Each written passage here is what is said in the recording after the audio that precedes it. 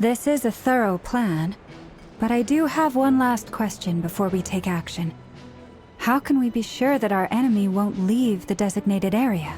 Great question. Albedo's been hard at work analyzing Rerir and the Wild Hunt's behavioral patterns.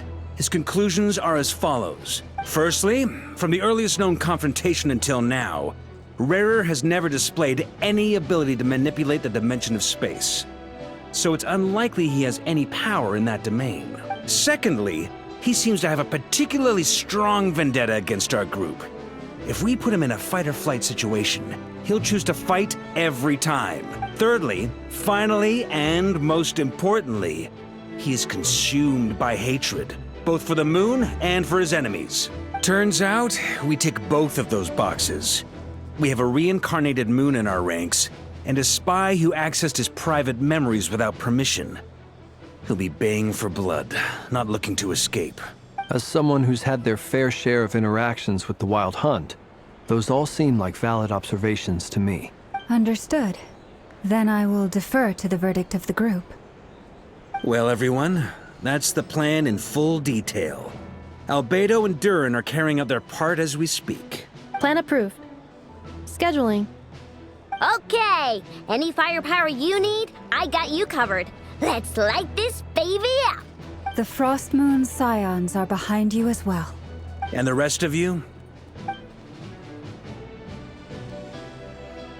No objections? All right, then it's settled. This is the plan we're going with. Next up, an old tradition of mine. Anyone who wants to back out, now's your chance. Wait, we can still back out of this? Everyone says things they regret, right? I don't want anyone feeling trapped because their mouth said yes before their brain had time to think things through. A very people-first approach. I hear that's common practice in the Knights of Favonius. Heh. Who'd you hear it from? D-Luke? Shh. We don't use people's real names at work. This contact will be known only as Owl, please and thank you. This plan can only work if everyone does their part. Flint's and I will absolutely support it. We shall indeed. You'll be glad you accepted our help. Also, you are the last person I expected to see here, Miss Dory. It's not often I get called Dory in a work context. My peers usually call me Lord Sangamabe. So, the longer your name, the higher your net worth. Is that the idea here? In that case, Mr. Flint's here must be worth a fortune. That's right, I know your full name. It's... The walls are thin here. I'd appreciate you keeping that a secret. Okay, fine. I'm actually only here as a favor for someone else. Do you have any idea how much it would cost to hire me otherwise? Oh, does this mean someone out there actually has the power to boss Dory around? It most certainly does not. We have a long-standing and mutually beneficial business partnership. She's actually the mom of a friend of yours. Said mom supplied me with a great little trinket, but now that lady's ruined everything. If I don't start building a little goodwill now, my whole business in Notcry is gonna go down the drain! Okay. So what exactly is so special about this pendant? It's a lucky charm that a great mage made for me. We have a business relationship, and she was worried that something bad might happen to me. So, she wanted me to have something that can store power to protect myself with. I finally got it all fully charged up with Kuvaki, and then never went and used it all up at once! Never lost so big in my life! You're right. It was all my fault. I didn't mean to drain all the Kuvaki in the pendant, but I'll make it up to you. You will? Well, in that case, how about you give me your chess set, and we call it even? I knew you'd say that. Well, it's yours if you want it. In fact, take it now, and I'll even throw in a free Rerir of Solnari. Deal?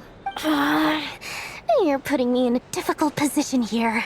It's a very useful thing to have around, but I have a funny feeling it won't be around much longer. I guess we'll see in a couple of days. Looks like bankruptcy for me. Hey, don't be so pessimistic. See this through and you never know. You might find a new business opportunity on the other side.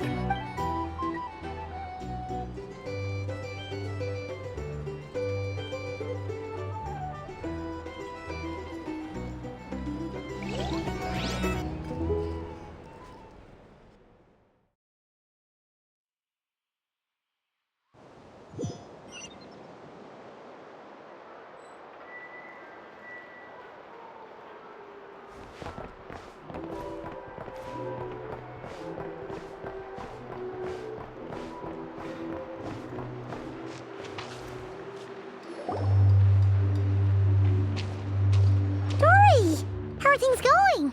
Feeling ready? Oh, I was born ready.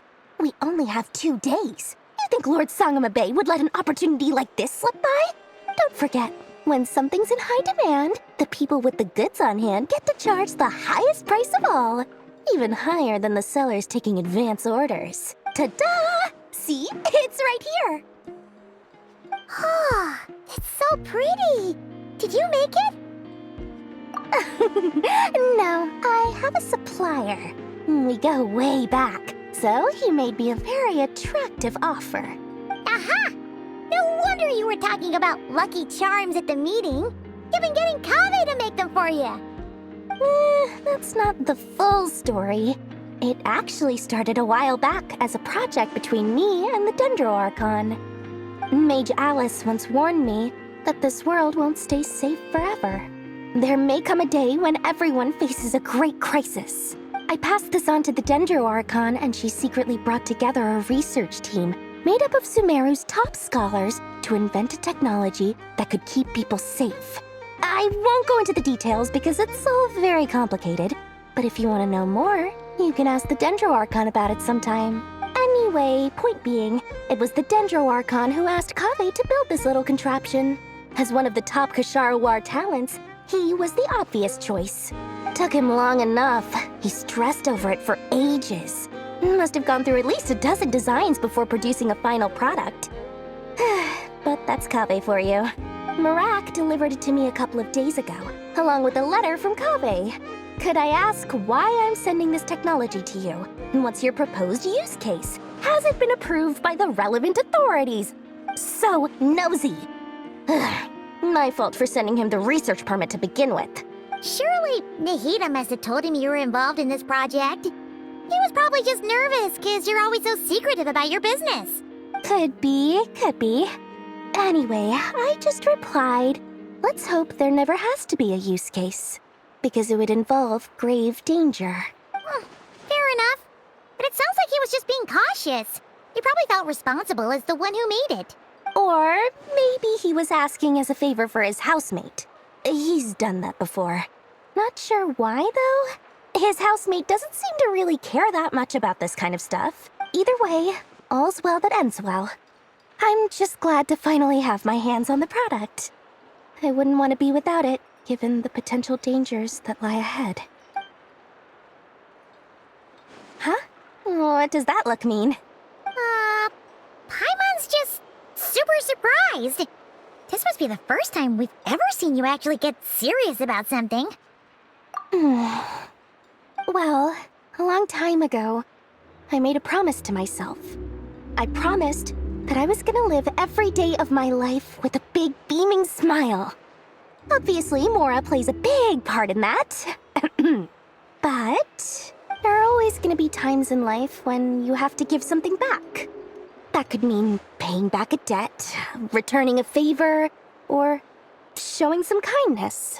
Alice has been a huge help to me over the years. She was the first investor I ever had. And I want my investors to know that Lord Sangama Bay is the best in the business. And more than that, no one knows what the future will bring. Whatever happens, I want to make sure the Dendro Archon and all of Sumeru is prepared to face whatever comes. Oh, that? I was just making sure Nefer and I are square. Don't be thinking it was some sort of benevolent act. I'm no saint, so don't treat me like something I'm not. My priority is doing the business that I want to do, so long as my conscience lets me, but it usually does. That's the Lord Sangama Bay business model. All right, If you say so. I do say so, and that's the whole point. I'm a businesswoman. Don't go trying to figure out what kind of person I am. You'll exhaust yourself. Much easier for everyone involved if you just take my word for it. Oh, and could you two help me get this stuff where it needs to be? Thanks so much. You're my favorite assistants.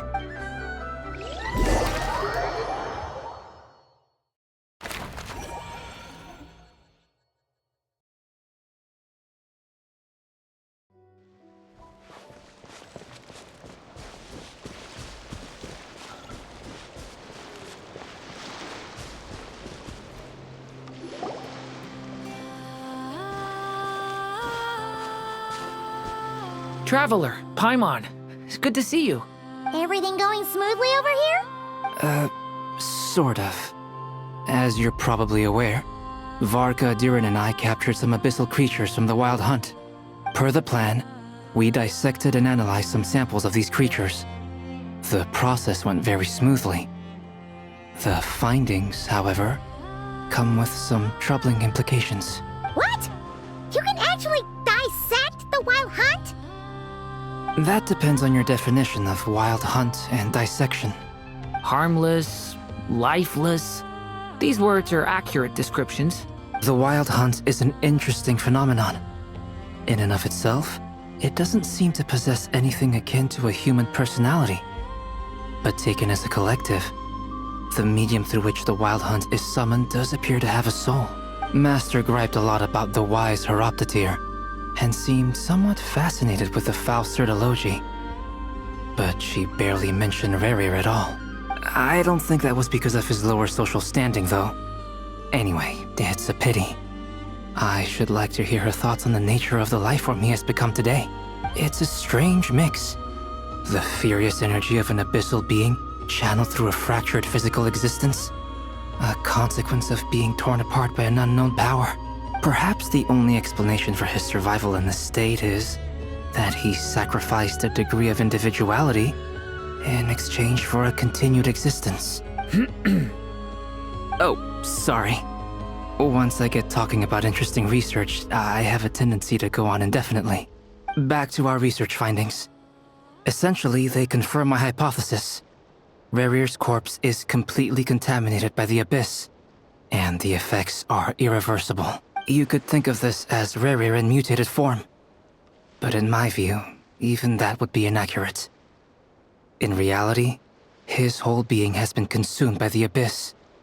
In other words, he is now nothing more than a manifestation of abyssal power. Unfortunately, at present, we have no means of completely eradicating abyssal power. Hence, we cannot fundamentally destroy the Rerir of Solnari either. Oh, that's terrible news. So, that's it? We can't defeat him? Not even if we get the power of the Three Moons?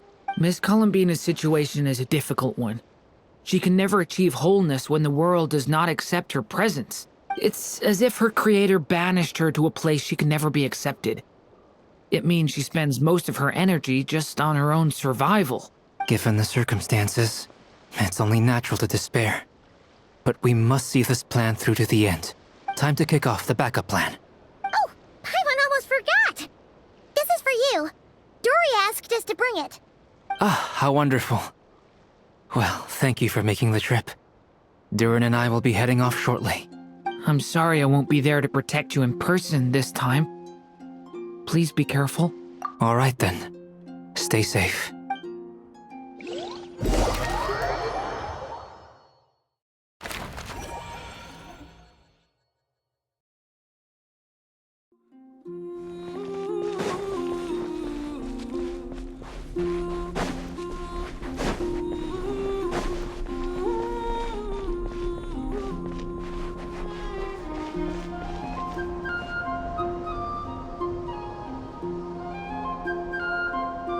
Miss Lauma, is everyone here? Yes. The fate of my flock is in your hands, Grand Master Varka. Please keep them safe. My lady, what are you saying? Within the next 24 hours, we will face the biggest crisis the world has ever seen. This is not a burden that we deserve to bear. but I believe that we reap what we sow in this life. So I intend to act. I must do what I think is right. For me, that means fighting for the future of Nodcry. This gentleman is the Grand Master of the Knights of Favonius, Varka, Knight of Boreas. In my absence, please follow his lead. Hey, everyone. Guess I should introduce myself. Well, to start with, I know my way around a battlefield.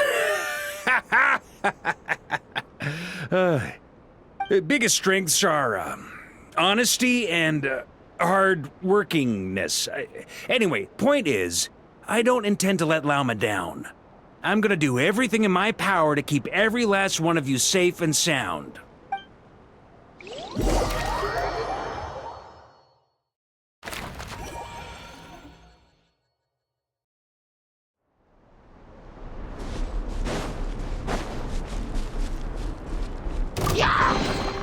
A reward on the road. Emerge. Right here.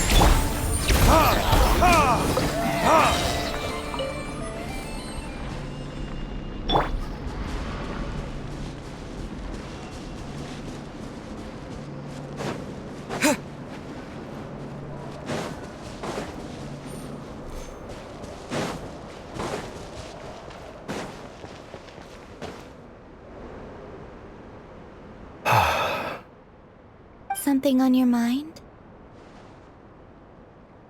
Miss Columbina, was it?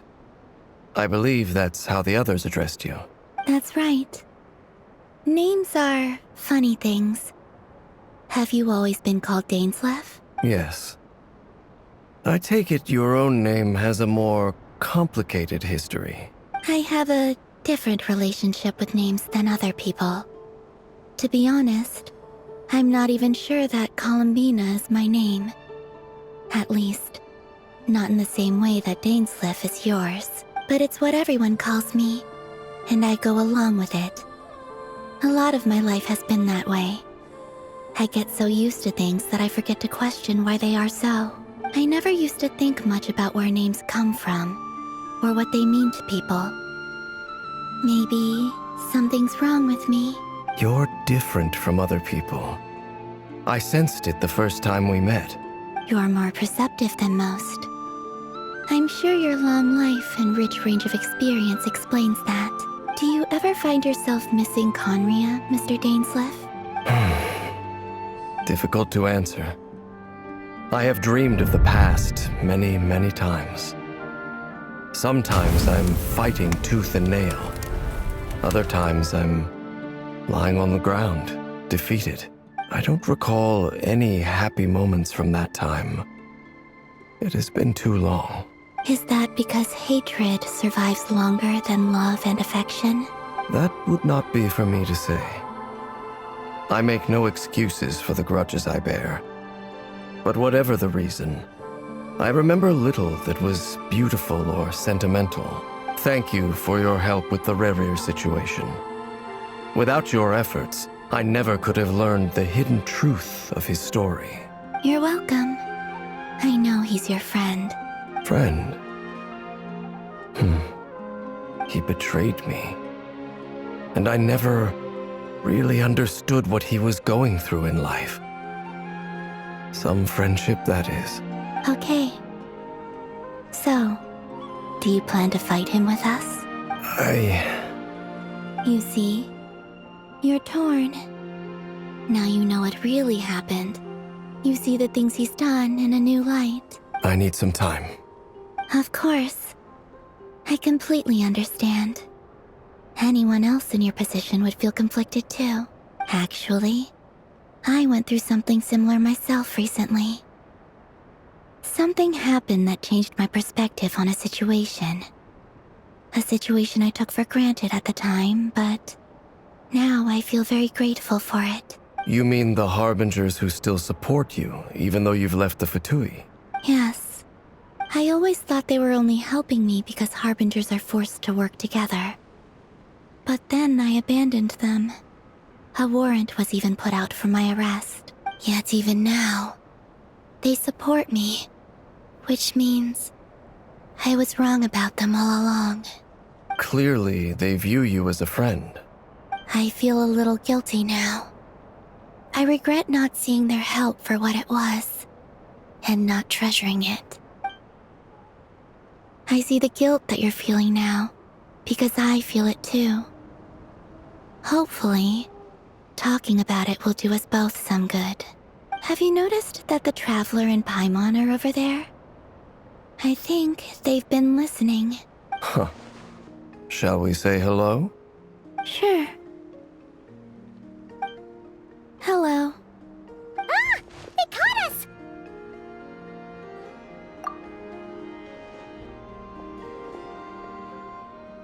I apologize for making you worry. No doubt you wish to know where I stand on the plan to take down the Rerir of Solnari. I'm afraid I need a little time, but I will seriously consider joining you. You will? Oh, thank you so much! Everyone will be so grateful to hear that! They needn't be.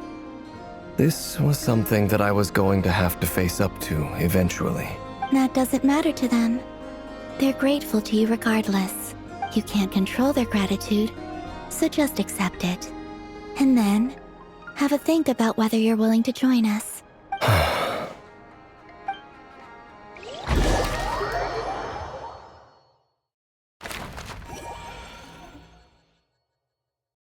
It's nearly showtime! Let's go rendezvous with the others. You know the place.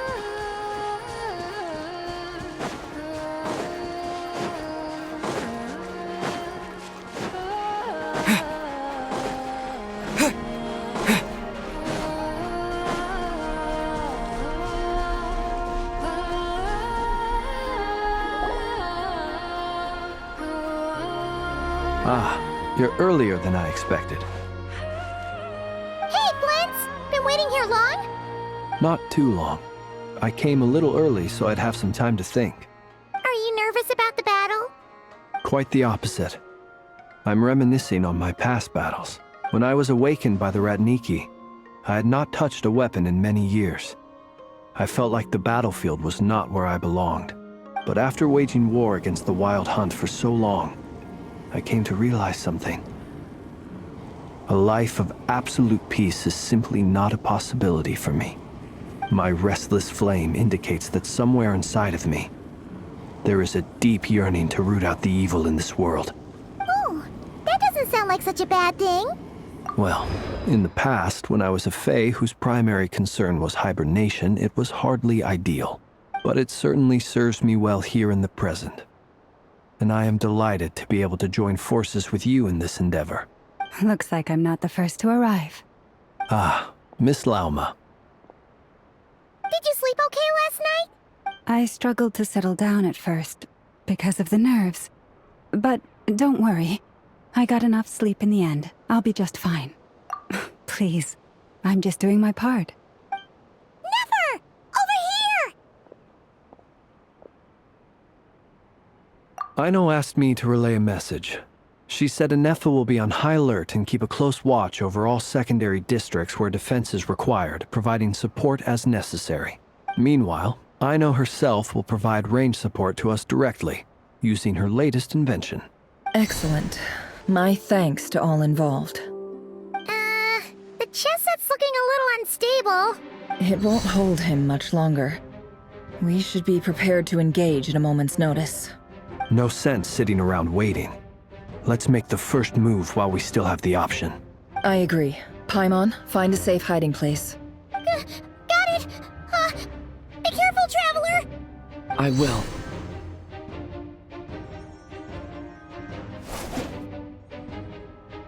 Everyone, take your positions as soon as the battle starts. Every ounce of strength we have in our bones, let us bring to this fight. Ready? Let's go.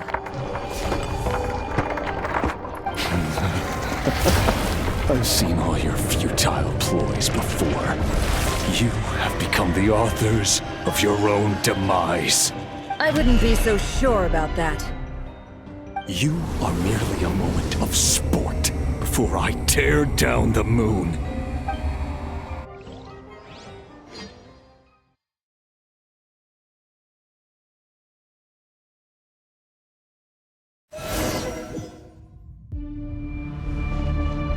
Stay on your toes.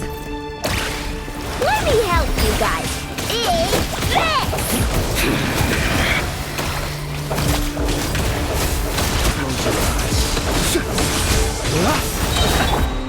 Forest, protect us. The moonlight betrays you. No more lies. Pathetic, hunt them down. Observe. Night falls. Close your eyes. The moonlight falls. Futile, hunt them down. Move. You poor lost lamb. You're just dead meat. It all adds up. No more lies. Hunt them down. Go.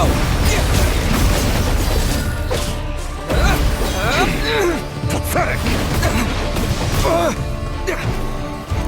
The mystery unravels. The moonlight betrays you. Be silent. Do you fear the dark?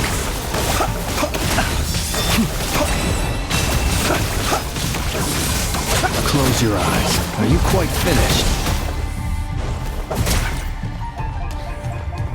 The moonlight betrays. Hunt them down.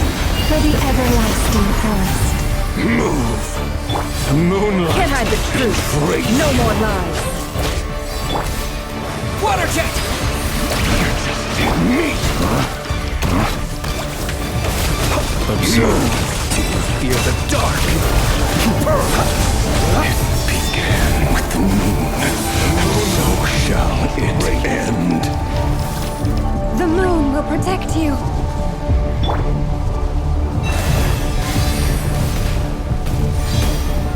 Move.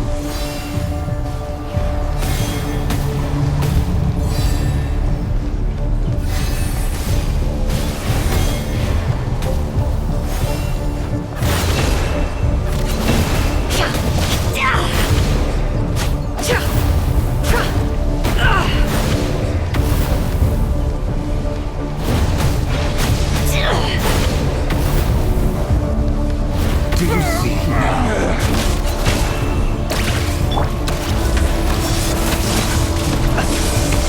From here, when will it be as you foretold?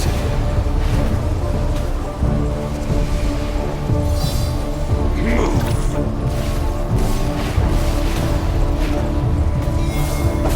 The moonlight betrays you. Be silent.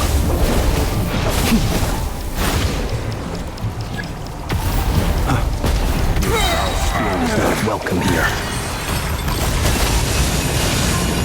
Close your eyes. Observe. Leave this place with one heart. It all adds up. Can't hide the truth. Seek within. Hunt them down! Wipe out! Be still. Pathetic! Observe. Are you quite finished? Night falls. You're just dead meat!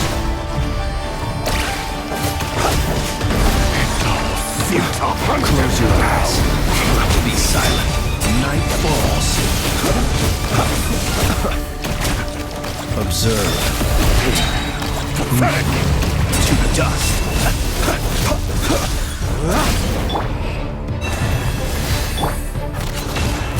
It all adds up.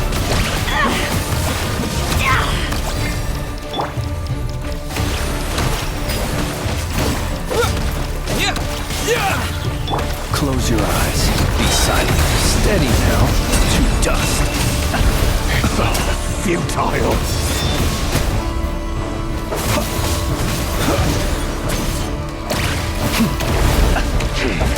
Pathetic. Be silent. To dust. Keep your distance. Observe. Do you fear the dark? You poor lost lamb. The The moonlight Frostman betrays you. No more lies. It all... Futile. The mystery unravels. How unfortunate. Your little game of heroics is over. Who wants to go first?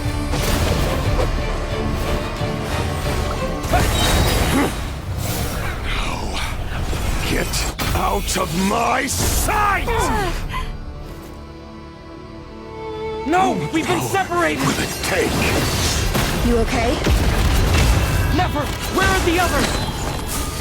Stuck outside the barrier. I guess he really doesn't like us.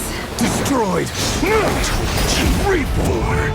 Knowing too much is always a death sentence. Be careful what you wish for!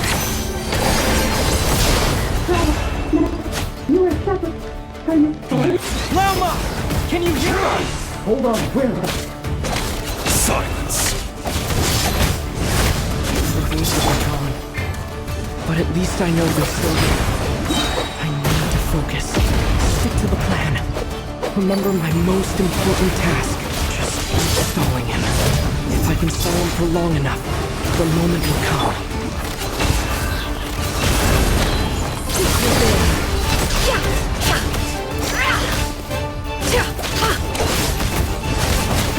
Shameless. Destroyed and reborn.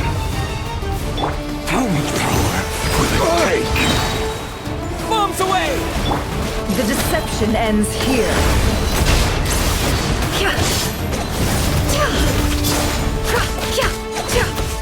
It all adds up.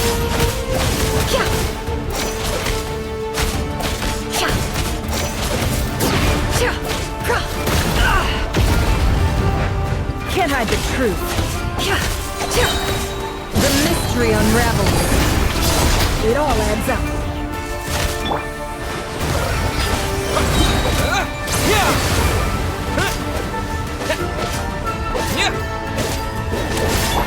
No more lies.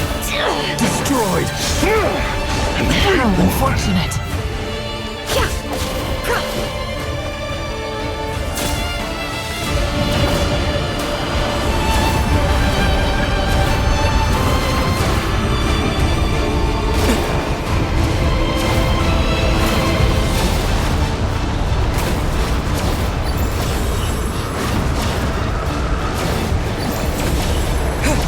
I've got this!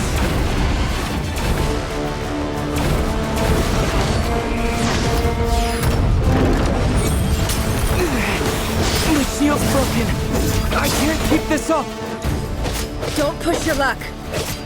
How much power will it take? It all.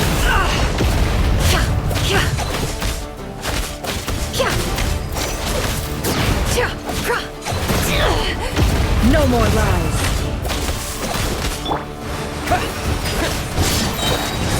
Bombs away! Seek within.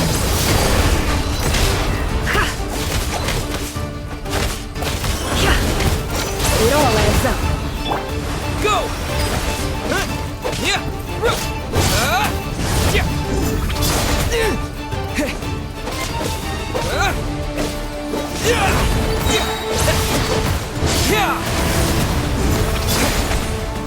The mystery unravels.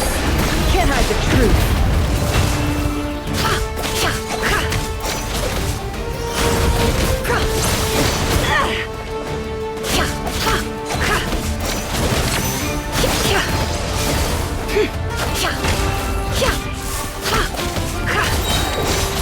The deception ends here.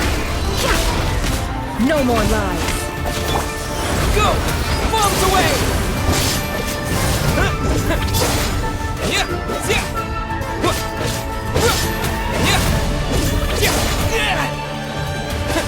Water jet!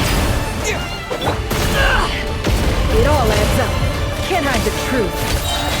Seek within.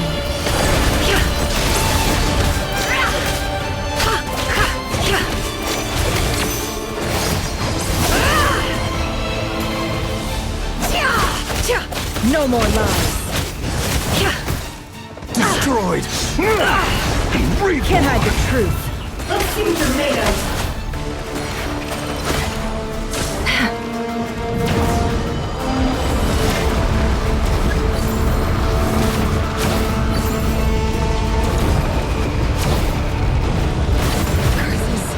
There's no other way.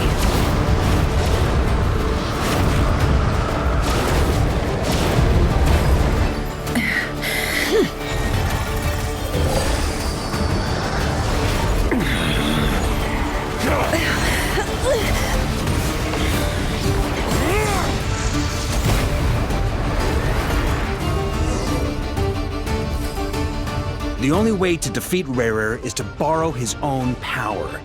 That means Columbina will have to disappear while you two bear the brunt of his attacks. You have to hold on. Find a way to keep him focused on killing the two of you.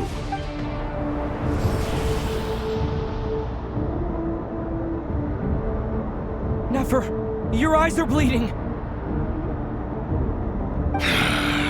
Soon you will be powerless to resist. And then, I will reduce you to dust. But that dust will plague your memories.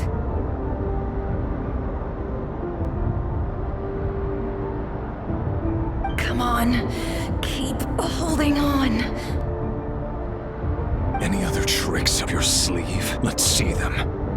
As entertaining as they are, you've backed yourself into a corner. You don't fool me. I see your fear clear as day. I have to stoke his rage. Make him unleash everything. You fear what you could never defeat. You fear the thought of never being able to save your beloved. You cannot win the fight against fate, Rerir. Is that what you think? Well, now it's your turn to feel afraid! You fear the sound of your own name? Is it us you hate? Or is it what you've become? Let's see what becomes of you!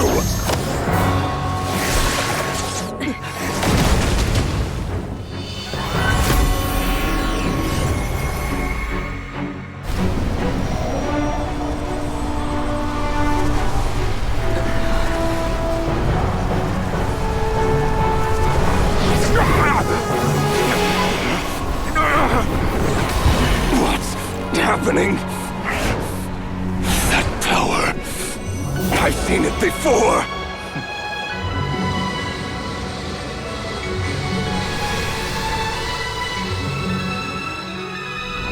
His power is on another level. We'll need to use an alchemical array to convert his power into a usable form. Then quickly channel it into Columbina, rendering her powerful enough to compete with him.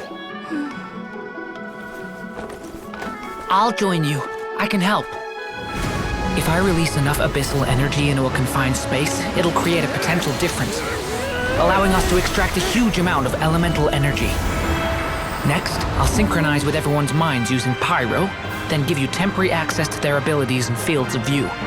But it won't last long. Can you see?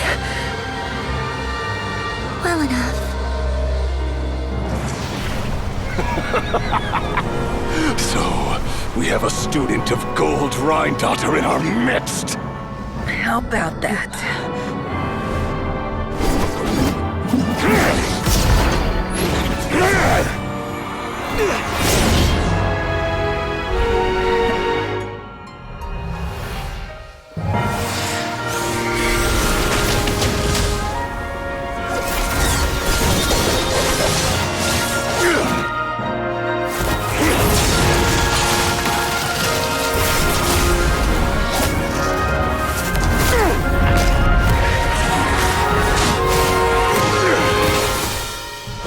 You use my own power against me? Just like how you stole Kuvaki. Look familiar?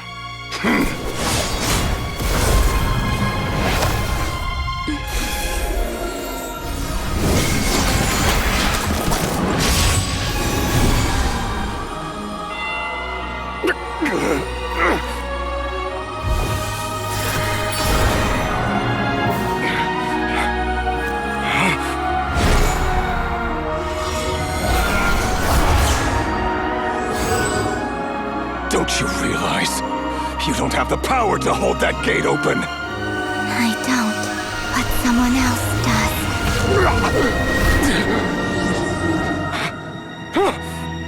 Goodbye, Rerir.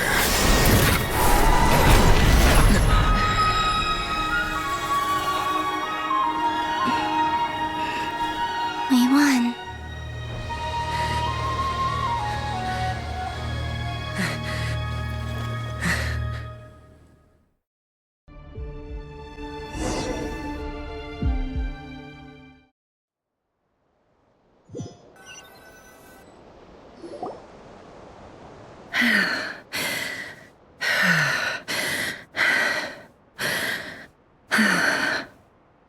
Nefer, how are your eyes? They're fine. Apart from the blindness, of course. It's not too late. Let me handle it.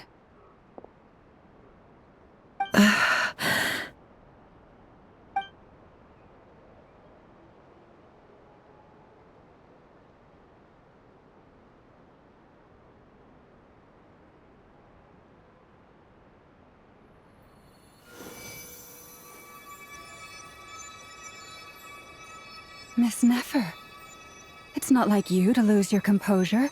That was the most reckless thing I've ever seen you do. Reckless how? The situation was critical. Our lives were at stake. We had to do something. Even so. Okay. I guess you're right. Under the circumstances, it was a wise decision. You traded your eyes for an incredible victory. In business terms, I suppose that's a huge return on investment. I'd be hard-pressed to argue otherwise. Still, I don't like this outcome, and I don't want you to lose your sight for good. People suffer when they make sacrifices they shouldn't have to make, whether that means faith, strength, or in this case, your ability to even see. I had hoped you could win without sacrificing so much as a single hair on your head. Thank you. Really. All done. Don't try and open your eyes just yet. We'll see how you're doing in a couple of days. Until then, please follow your recovery plan to the letter. I'll send full details through Yehoda. For now, just get yourself home, relax, and rest. My dear friends, we have fought bravely and achieved a spectacular victory. A dark cloud has been lifted from the skies of Nodcry. All in this land will be grateful for what you have done. The moon will remember this day. Thank you both.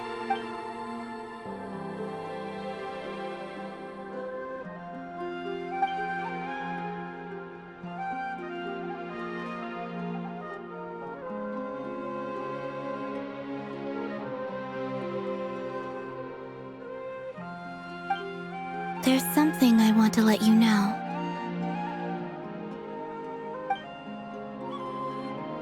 What is it? When Durin connected everyone's minds so I could access their powers, I also felt everything they felt. And since Nefer's eyes were injured, my eyes are hurting now too. Hold on. Let me try. I only feel the pain. There's no actual damage. I just thought I should tell you. You're right. There's no damage. That's a relief. But I must say, I'm surprised to hear the Kutar share something like this with me. In the past, you never used to open up about yourself. Things are a little different now from how they were. I'm learning to share how I truly feel with my friends. Friends?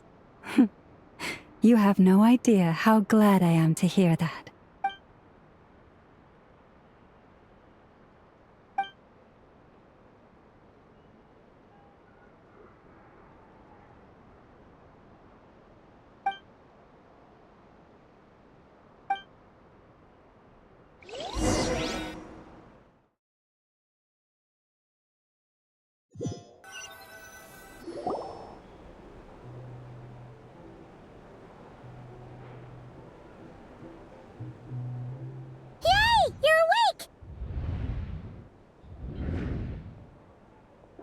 you feeling? Any aches and pains? Did you sleep well? I'm doing all right, Paimon. No need to worry about me. Phew, well that's good. Paimon's been sitting on the edge of the bed worrying about you for ages. You slept a whole day and night. Poor Paimon had to eat all by her lonesome. Glad to hear you didn't starve. How was the food? Well, it wasn't the same without you there to share it. Honestly, Paimon just can't relax when you're not your usual self. She couldn't enjoy the food and settle down to sleep. Well, I'm back to normal now. Oh yeah, and Albedo swung by earlier.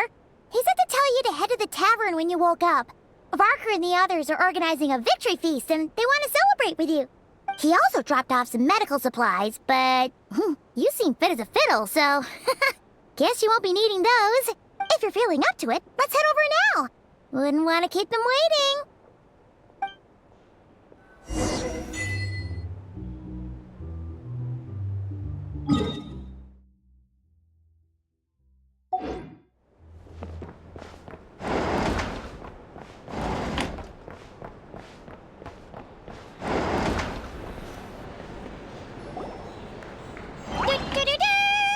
We're here! Oh, Traveler and Paimon! Perfect timing! We were literally just saying how there's no way we're holding this victory feast without you any longer, and we would have postponed it till tomorrow. How are you feeling today? Much better. Thanks. Don't worry about me. Relieved to hear it. If that changes, just let me know. Happy to check you over at any time. Yep, we're here for you. Anything you need, just let us know. Oh wait, where's Nefer? How are her eyes doing? Nefer's right over there. I'm sure she'd love to catch up with you.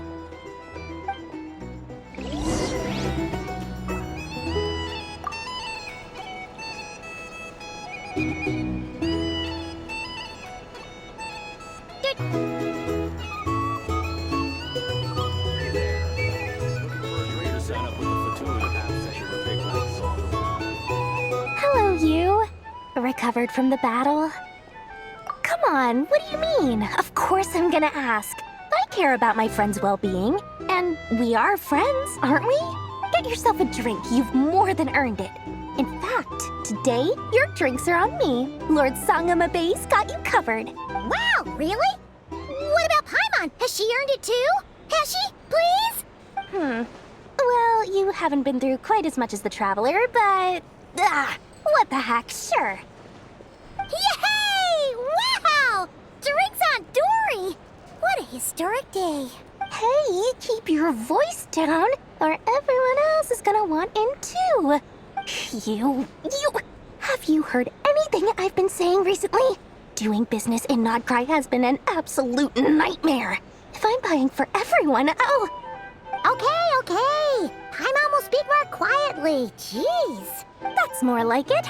Don't you forget, Lord Sangama Bay doesn't just go around buying drinks for anyone and everyone.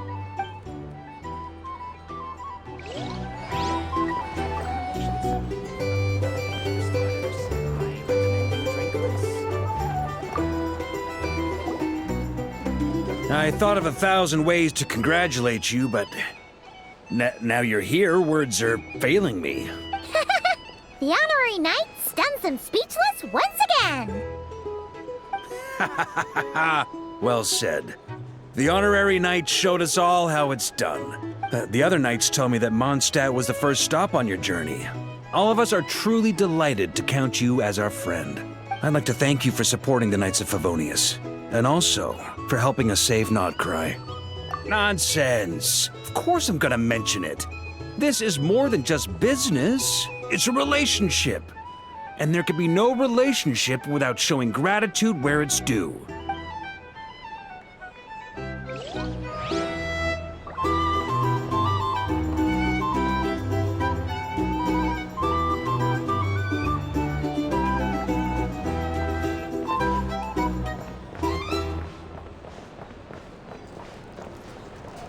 Hey there.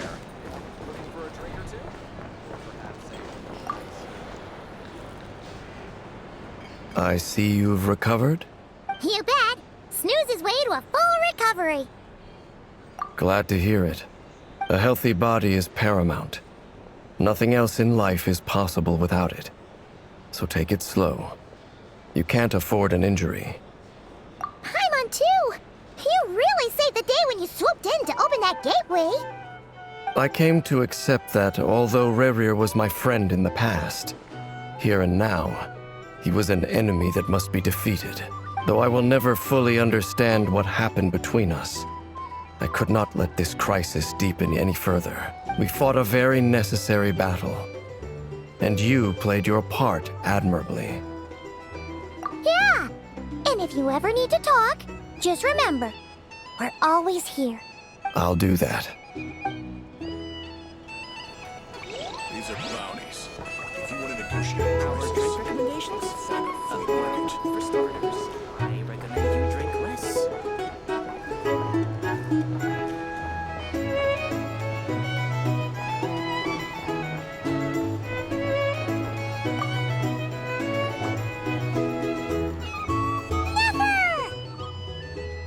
Traveler, Paimon, are you recovering well?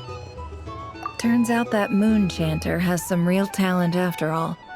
My eyes were mostly recovered after just a couple days' rest. I can actually open them again now. Yeah, but you gotta be careful.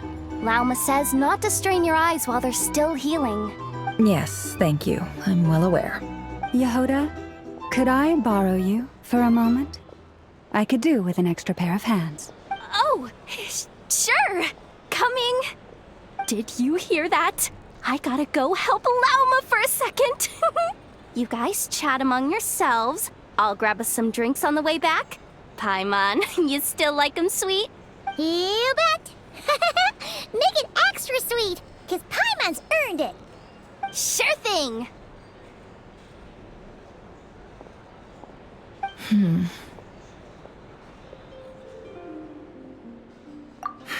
The Rerir of Solnari. Kind of a snake, don't you think? No, definitely a snake. A poisonous one who spewed his venomous hatred everywhere. Anyone who seeks revenge out of hatred for other people has become a snake. That's something my dad used to say. Perhaps. I'm sure it sounds like a very wise and open-hearted perspective to your ears. But me? I think hatred is a perfectly justifiable emotion. What else is left when everything you depended on in life gets stripped away? Something's gotta fuel that drive to keep on living.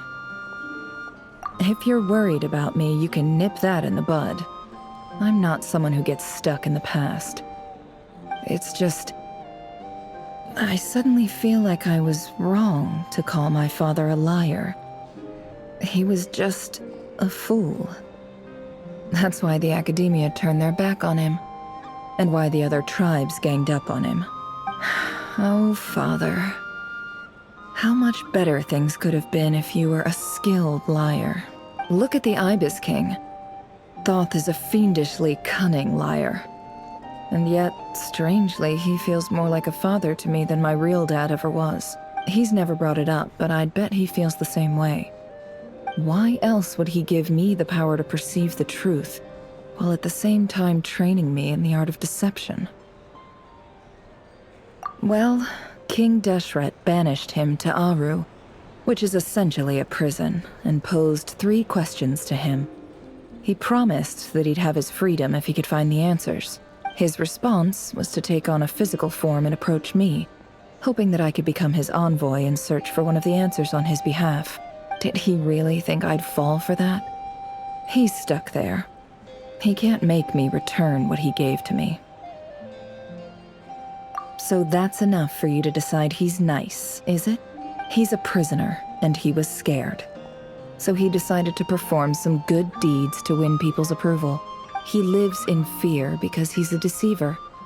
How is Rerir any different? You can't work as a spy your whole life and expect a happy ending. It's preposterous. Yet I can't say I don't understand it. Liars live in the darkness of their own making. But it's still human nature to want to go on living. They say that a liar's soul is the most worthless thing in the world. What do you think?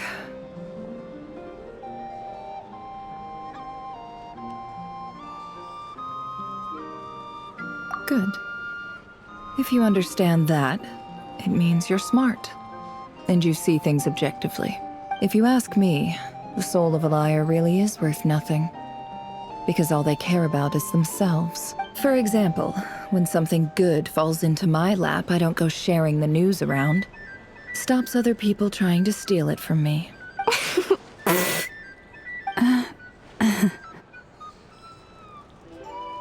So be it. They have sharp ears. I can't keep anything from them. Oh, is that what it looks like? Well, you all know my past now. And I can't simply eliminate everyone who knows too much. So I guess I just have to put up with you. For the foreseeable future, at least. When you find yourself in a situation you can't control, the safest play is to keep calm and start monitoring everyone involved like a hawk. In the intelligence world, you need to have a sense of perspective and play your hand accordingly. If you understand what's at stake, please ensure my secret is safe with you. I trust you'll respect my wishes as a friend. But don't forget, I will also be watching you like a hawk. Very good. Oh, wait! Now that the panic's over and we've all calmed down, Paimon suddenly remembered something.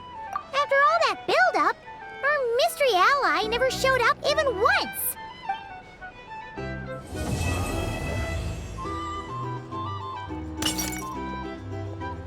Huh? Am I imagining things?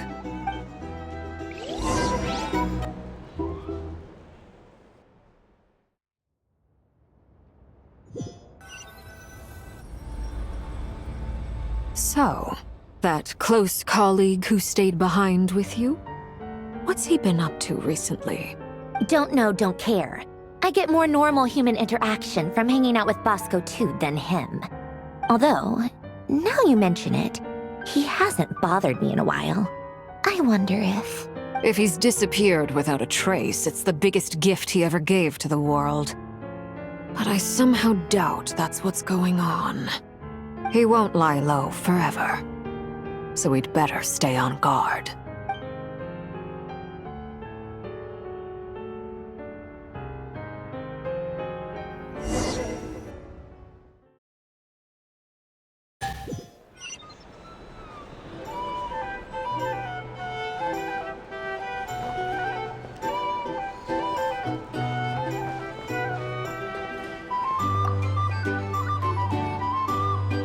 How have you been holding up?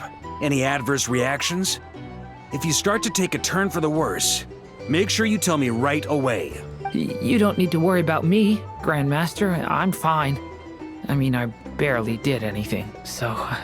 What? You're too humble, young man. You played an indispensable role in the battle for Nodcry. We can't thank you enough for your support. Sometimes, when people praise you, it's because you deserve it. The best thing is to accept it calmly and with grace. It's important to learn how to respond to words of admiration. Let's do a quick demonstration. Albedo, that was an incredible feat of alchemy. The pressure was on, but you worked flawlessly at lightning speed to get the job done. Thank you. I can't take all the credit, though. Durin played a big part in forming the alchemical array. See? Did you catch that? A masterclass in how to take a compliment. Okay, yeah. I did work pretty hard to help prepare for the battle. No point denying that. Hey, you guys! Hey, look who's bounced back. Looking good, Traveler. Seems like you've recovered. You won't need to take any more medication. Can I get you a drink? Huh? You know how to order at a bar now? You've sure learned a lot recently. Handling a drinks order is ridiculously simple compared to alchemy. Don't worry, I'll blend into society yet. Paimon believes it. You're clearly a fast learner, just like your brother. To be totally honest, though, Paimon didn't quite follow all the details when you first explained the plan to us. Don't worry, that's completely understandable. Unless you're a student of alchemy, it's hard to grasp the principle and how the process works. To put it in the simplest terms, we saw how our enemy stole the power of Kuvaki. And that gave us the idea of stealing his power to turn it against him. When facing an enemy you have no hope of defeating, it's best not to engage them in battle. So, instead of looking for a way to overpower him, we decided to help Columbina get strong enough to at least stand up to him in a fight. For this to work, we had to analyze his modes of attack, confirm who his main target was, and make sure that he wouldn't go beyond the range of the alchemical array. For added security, we prepared a total of 4 arrays. But to mitigate the impact of the battle, we identified one location in particular as the ideal spot, which is where the confrontation took place. The alchemical array absorbed his abyssal power. Then Durin processed it to render it usable by Columbina. That power enabled her to do what would otherwise have been nigh on impossible. What surprised me was that Dainsleif actually agreed to join us. Given his history with Rerir, he had every right to sit this one out. But we're extremely grateful for the decision he made. It must have been a painful choice to make. But I'm sure that making a decision was far better for him than staying in limbo. Absolutely. He was torn between 2 paths, but in the end, he made his choice and stuck to it resolutely. He doesn't strike me as the sort of person who'd stay trapped in limbo for long. Anyway, however you cut it, everyone gave a stellar performance. And now, it's time to kick back and celebrate.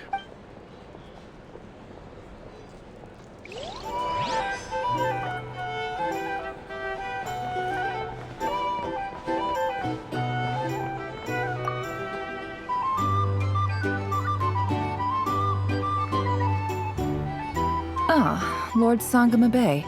How lovely to see you. I must thank you for the device you provided. It was an enormous help. Would I be right in thinking that it was developed by the Academia? Why come and ask me when you clearly know already?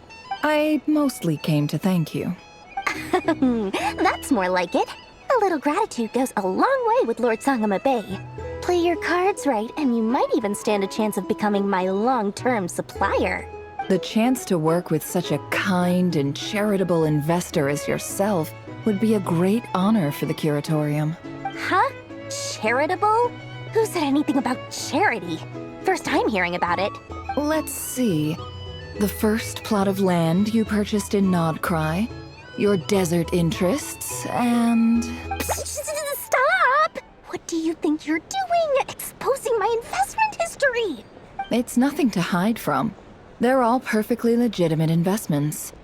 And some of the land you purchased was with the intent of building a sanctuary? Yes, I heard about that too. How did you... You're a curious case, Lord Sangama Bay. You don't like people finding out about your good deeds, do you? But I'm afraid no matter how hard you try to keep things under wraps, where there's a will, there's a way.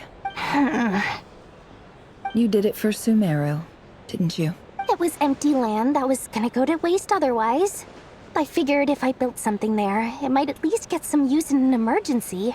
Disasters are capricious things. They strike without any warning.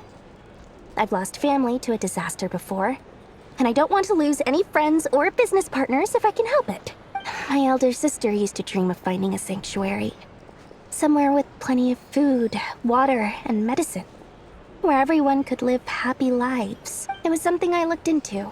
But after discussing things with the Dendro Archon, I decided on a more effective strategy. The tech people handled the tech, and Moneybags provided the Mora.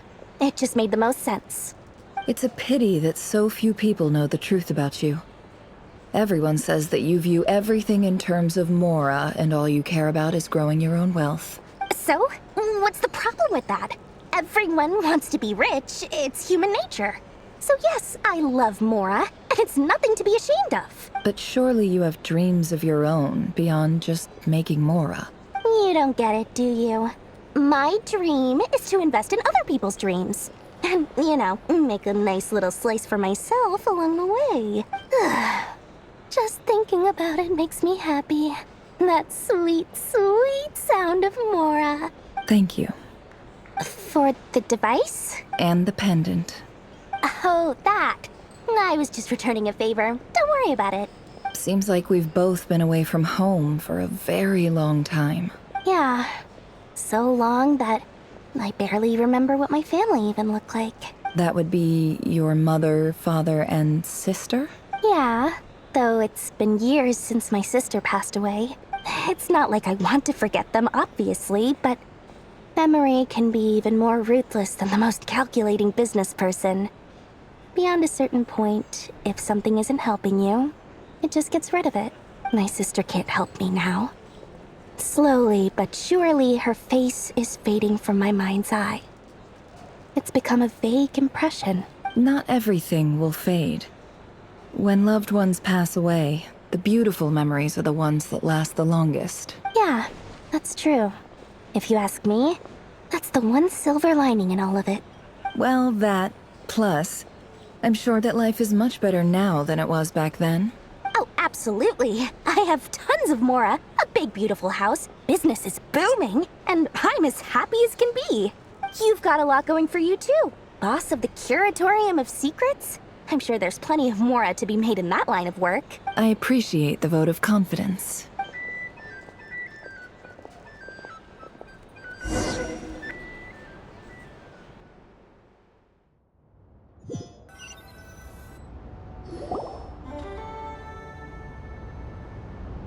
That's the only reason you're here.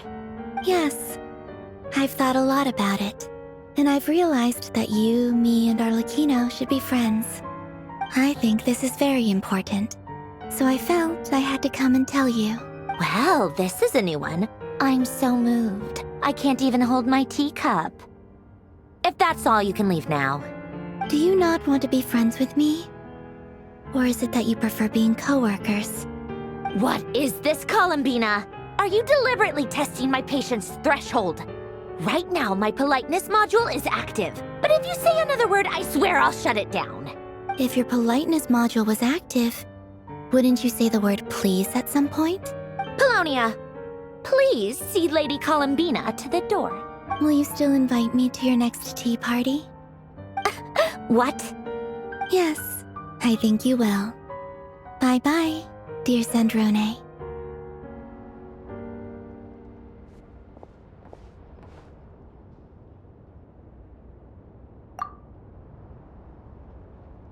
Last time, the Wild Hunt escorted you out. Would you rather I handled it myself this time?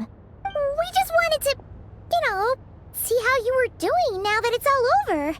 Why? Out of concern for my safety? I hope you didn't seriously think that the Rerir of Solnari would be able to lay so much as a finger upon me, given how prepared I was. Mostly because you kind of helped us out, so we just wanted to check you were okay. Looks like all your robots are fixed, huh? Oh, don't you worry about that. Tea time is already a write-off. The visitor before you managed to kill my appetite. If you're in the mood for tea, go ahead and help yourself.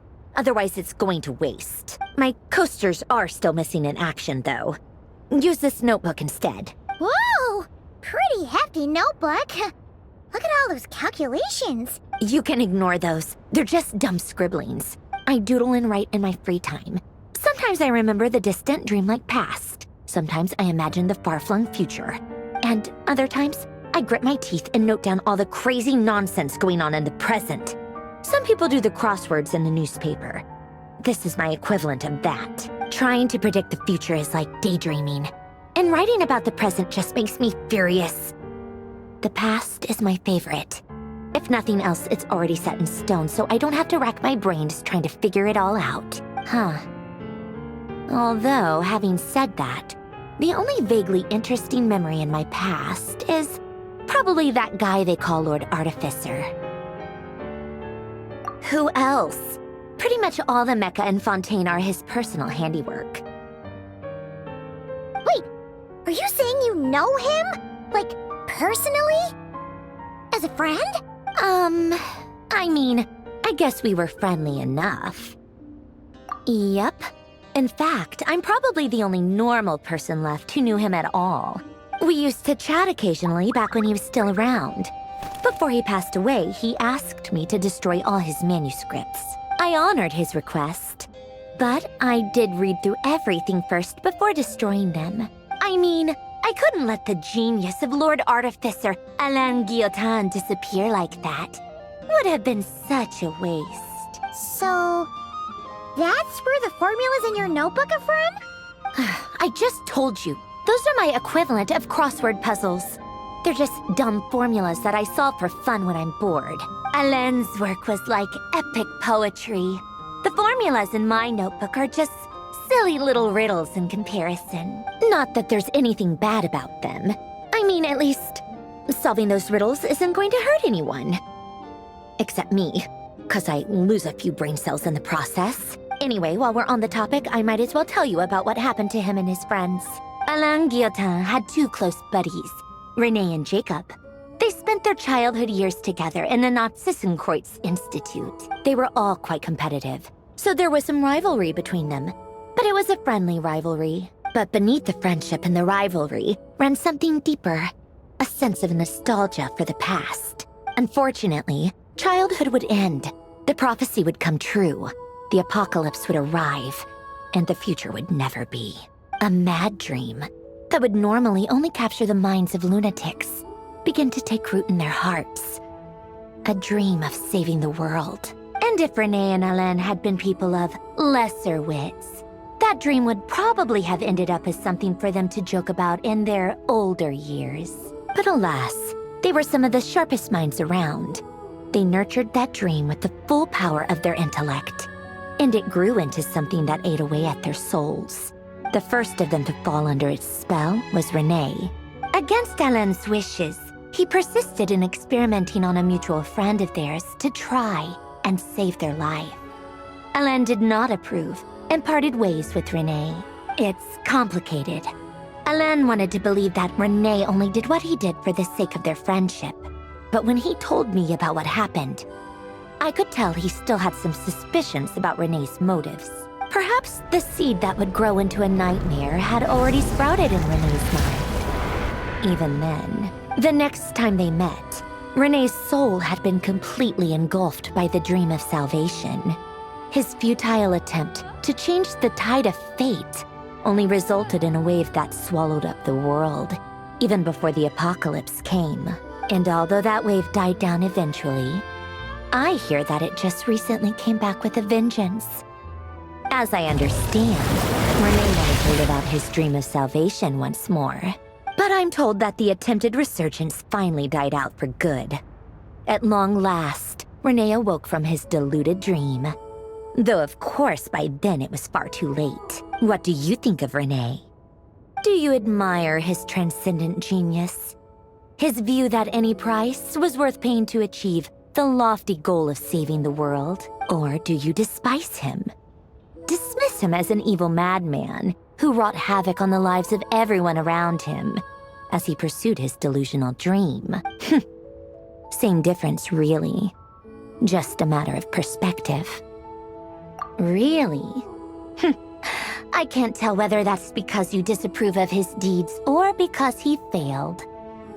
Or maybe you have some other reason. René no longer exists in this world, and the dream he started went on to be realized by someone else. I don't like fanatics who give up their whole lives for their ideology. Nor do I like fools who let their delusions take control. Maybe I could understand if René had just been an ordinary person. But he had a sage-like intellect, and still managed to get himself lost in the labyrinth of his own desires.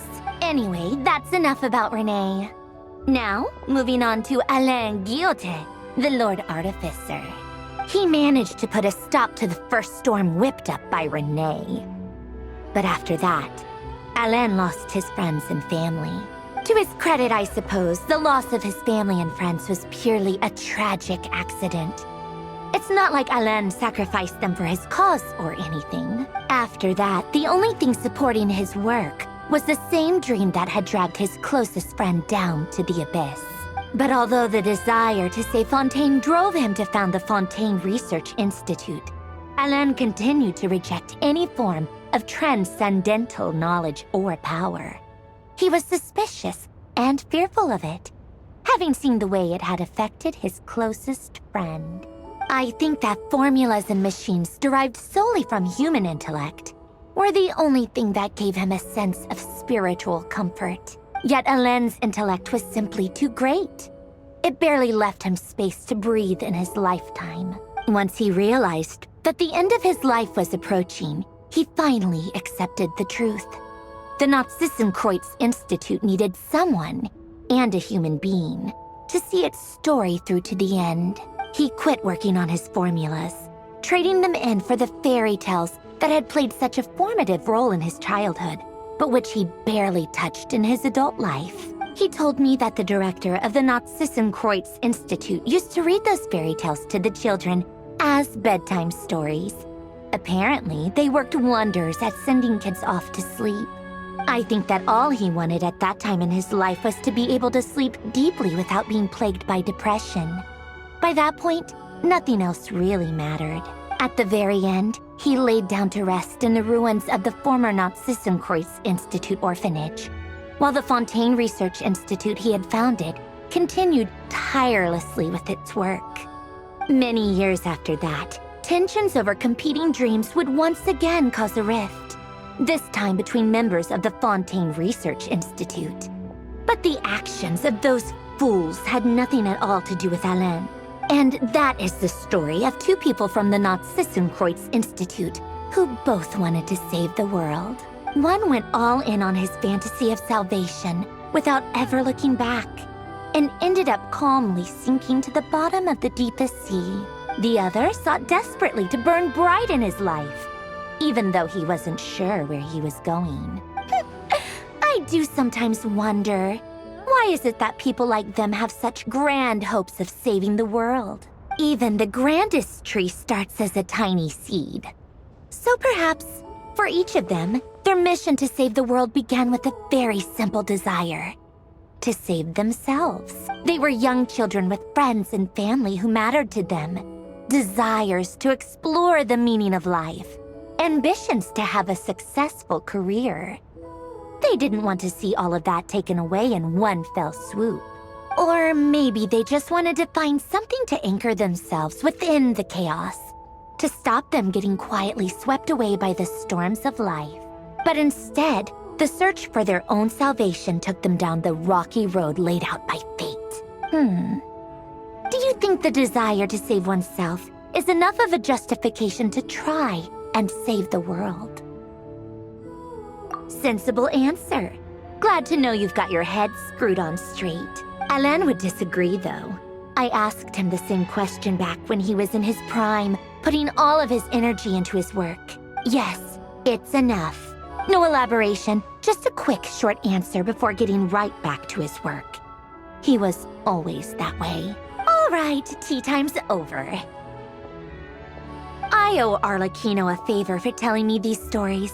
I'll have to bring a whole sack of gifts the next time I visit the House of the Hearth. I'm gonna go tinker with Polonia now. You guys can do whatever you want, as long as it doesn't involve interrupting me. Polonia, exit hibernation mode. Begin diagnostics.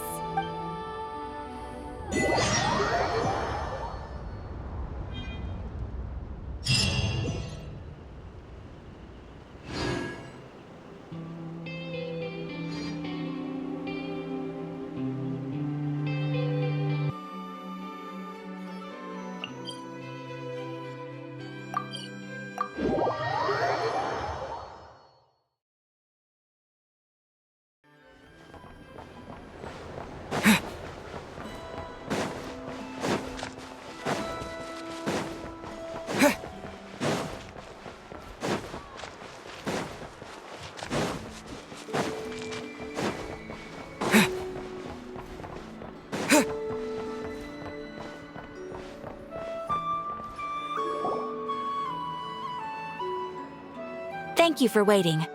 I finished checking your adventurer handbook. Here are your commission rewards. We have no other urgent commissions on the books at present. Thank you for all your hard work lately. Perhaps you two could consider taking a vacation. Amazing! Paimon never thought we'd up having downtime and not cry. Things were pretty hectic when we first got here. Everywhere you looked, it was either the wild hunt causing chaos or the Fatui stirring up trouble. It felt like this whole region was one giant slime in a barrel, ready to go boom at any moment. That's right. Another win for Tibet's top duo. Ah, yes. Are you two aware that the Moon Prayer Night is soon to take place? Oh, yeah. Lama told us that was coming up soon. Wait, why do you mention it, though? Do people in Nasha Town celebrate it, too? Paimon thought it was just for Moon Goddess worshippers. You're partially right. Most people in Nasha Town just see the festival as an opportunity to do business. They do not concern themselves with the religious element. The festival was first celebrated by the Frost Moon Scions. On this day, they would wear moon prayer blossoms and celebrate the birth of the moon goddess through song and dance. They would also prepare food and handicrafts and give them as gifts to others. Over time, it became Nodcry's most lively festival. Oh, sounds like fun! Great! Well, in the meantime, since Catherine doesn't have any commissions for us, let's focus on some personal business instead. When we first got here, you mentioned that this was where your spaceship landed? We didn't get to follow up on it at the time, because we got wrapped up in that whole Rerir situation, but now we can finally start investigating it properly. Well, there's a saying Paimon's heard around these parts, which goes, if you lift up a rock, you'll find something you weren't looking for. By that logic, you'll never find what you're looking for while you're searching, but the moment you stop looking, it'll jump right out at you. Could be worth a try though, right? Anyway, Paimon suggests we focus on other stuff we want to do for now, and just keep an ear out for spaceship-related intel as we go.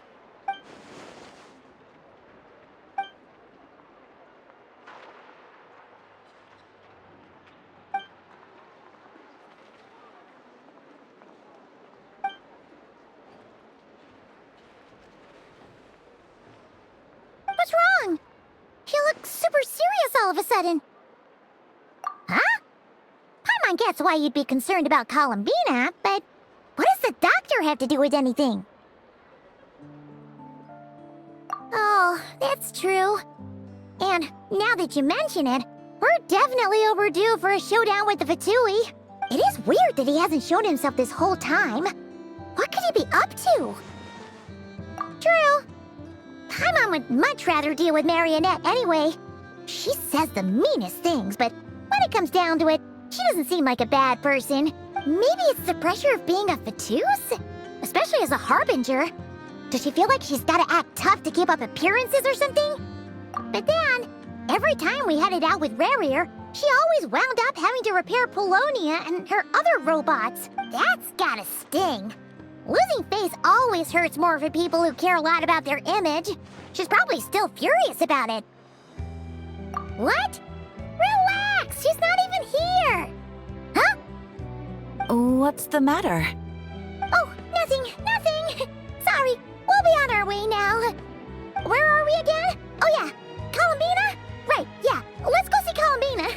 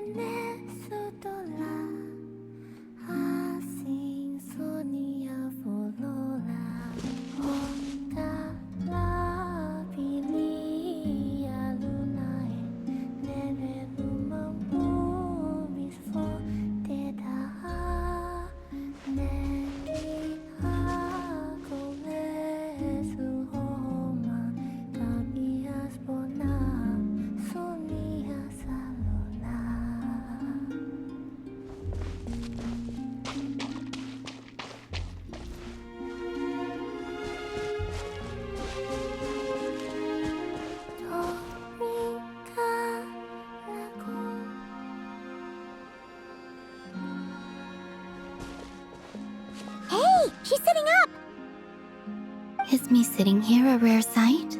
No, we just thought you'd be resting. Perhaps I would have been, were it not for the sudden arrival of some unexpected guests. Not that I consider it a disturbance. After all, you are the only ones who are free to enter. Would it not be a little unfriendly of me to lie down while we speak? I didn't realize you put so much thought into little things like that.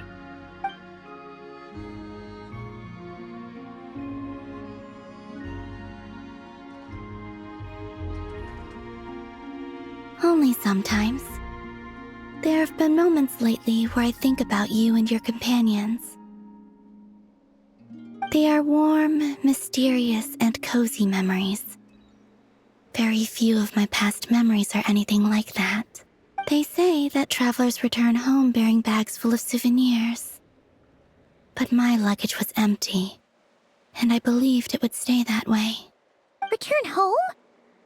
So, you're still planning on returning to the moon? Yes. This planet continues to reject me, reminding me that I do not belong here.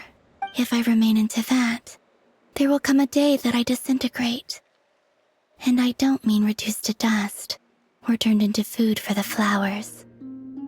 I mean, I will cease to exist entirely. Alright then. Well, we're sure gonna miss you. But it sounds like we'll have to say goodbye. How do you intend to return? The moon prayer night is soon to arrive. On that day, the moon will be closest to Teyvat. The Kuvaki in this land will reach its peak at that time. I merely need to grasp the tide, and with relatively little effort. Oh, Paimon gets it! It'll work like a slingshot! You make it sound like she's gonna get blasted up to the moon. If I did that, I suspect I would crash into the false sky. I will be using a much gentler approach. But I do like the analogy. It's fun. You see? She gets Paimon's sense of humor. In the blink of an eye, the time has come to part ways. It does feel that way, doesn't it? Time seems to fly fastest when you are enjoying it. I have always thought of myself as a wanderer on this earth, and it has never expressed any desire to keep me here. Yet just as I plan to depart, it tugs at my arm. Is this a gesture of affection? Or is the world mocking me? Oh. Were you hoping I can answer that? Yes. You are a traveler, so you must have a lot of experience in this area. Then, what I would say is, enjoy the moment. That's right! Don't overthink it! Happiness is happiness and joy is joy! The point is to enjoy it, not analyze it! I see. Then what I would say is, even though I am very tired right now, I am still happy. I can't tell from the tone of your voice. Oh, really? You don't think I sound happy? I'm just kidding. I could tell you were in a good mood today from the moment we saw you. Ah, a joke. Albeit not a funny one. Anyway, I assume you're here about you-know-what. Give me your hand. Actually, it's not that. There's something else we wanted to discuss with you. Oh. Then, do you still want to give me your hand? Or not? Sure.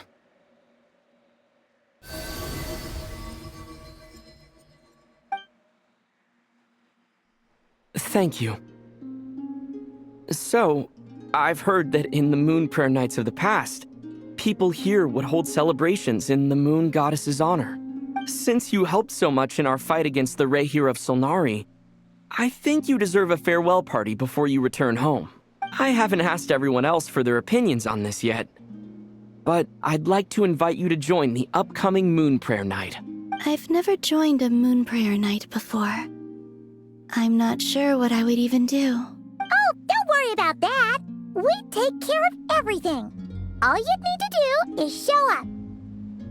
Of course, there's no need to force it if you're not feeling strong enough. It's just, this kind of felt like a golden opportunity. But they call me Kutar, and the Fatui have an arrest warrant out for me. I shouldn't appear in public right now. I'll make it work. You have my word. Yeah, we got your back. Well, he does. Paimon's actually not too sure what he's planning. All right, if you're sure. I will not refuse your invitation. I suppose it wouldn't hurt to pack a few more sights from this world into my suitcase before finally learning what my homeland looks like.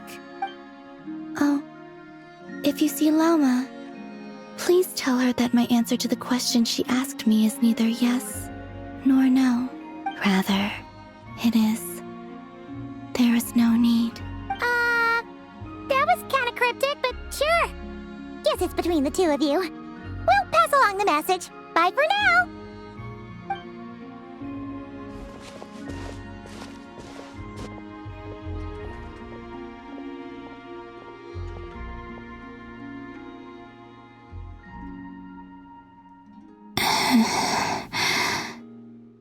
And also, I do not know.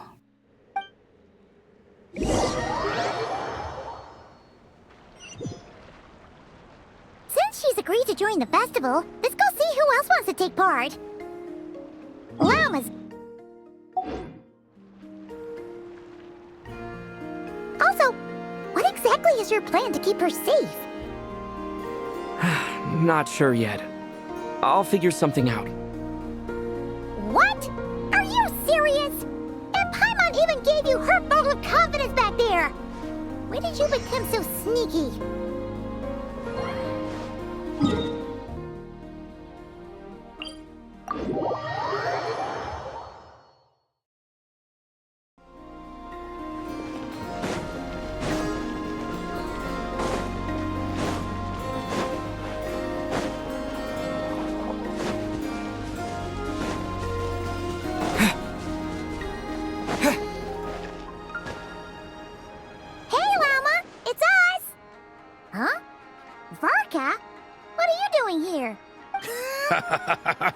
Beats me. I had a bit too much to drink last night, and when I woke up, I was on Hisi Island.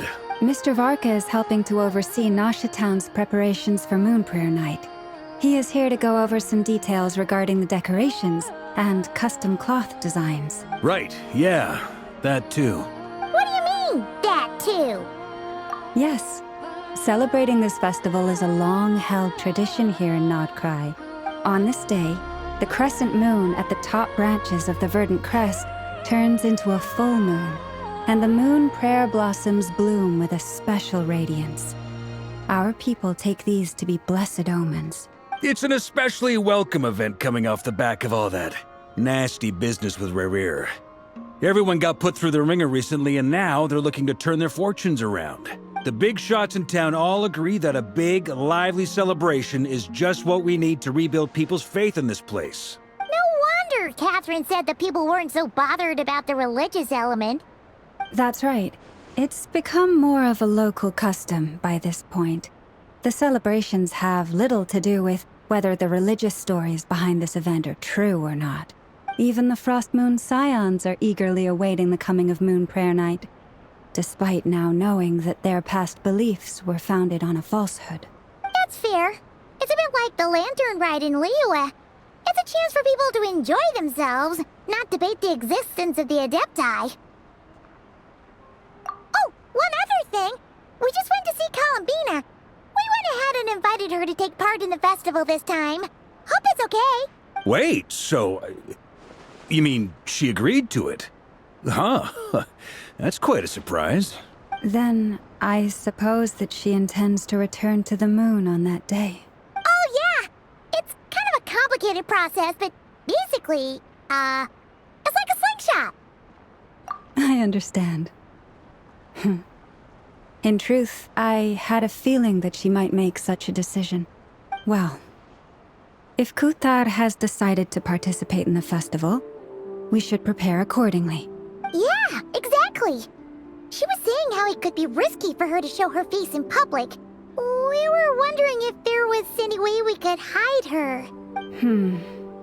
Unfortunately, the people who carved the statues did an excellent job of capturing her likeness. It will be very challenging to hide a goddess whose face everyone is so familiar with. Darn! We may have bitten off more than we can chew here. Nah, don't sweat the small stuff. We can handle that. Huh? Are you saying you have a plan? Not as such, no, but the most important thing with a festival is to keep the mood light and your spirits up. You can't go preparing for a festival with those long faces. You'll never convince anyone to enjoy themselves. The Mondstatter spirit is strong with this one. As it happens, I agree with Mr. Varka. Let's start by making our appreciation for Kuthar the beating heart of the festive atmosphere. And who knows? Once we get the ball rolling, perhaps everything will just fall into place. Hey! Did you catch that? Llama said the thing! Or close enough at least.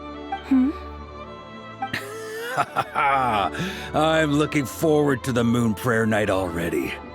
We have a festival in Mondstadt called Windbloom, and you can always tell which couples are celebrating it for their first time by the smiles on their faces. Big, beaming smiles like their whole face is glowing. And I have a feeling we'll get to see that same smile on the Moon Goddess's face at this festival. Not quite the same, surely. Anyway, I'll take care of business in the city, but I'll have to leave the decor up to you and the Frost Moon Scions. No one else can capture that traditional aesthetic quite like you guys. But lastly, there's the final key element that brings the festival to life. Companionship. Before you leave, let me show you something that we've been preparing. Mr. Varka had asked to see it already, so you may as well tag along. Also, I have some further questions about Kuthar's decision.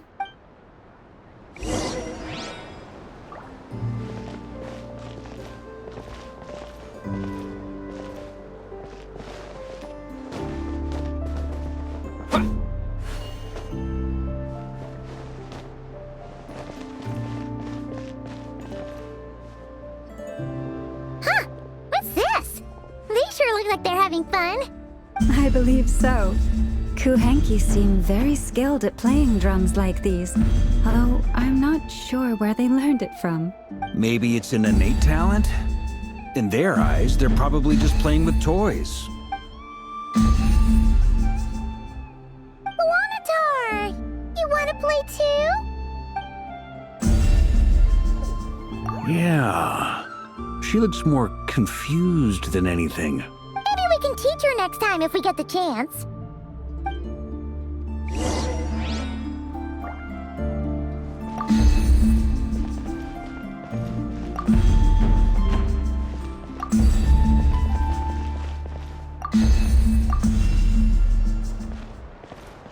What are these floaty things? Moon veils. We hang them from buildings in the city during the festival. When you look at the sky through them, it creates a lovely misty effect.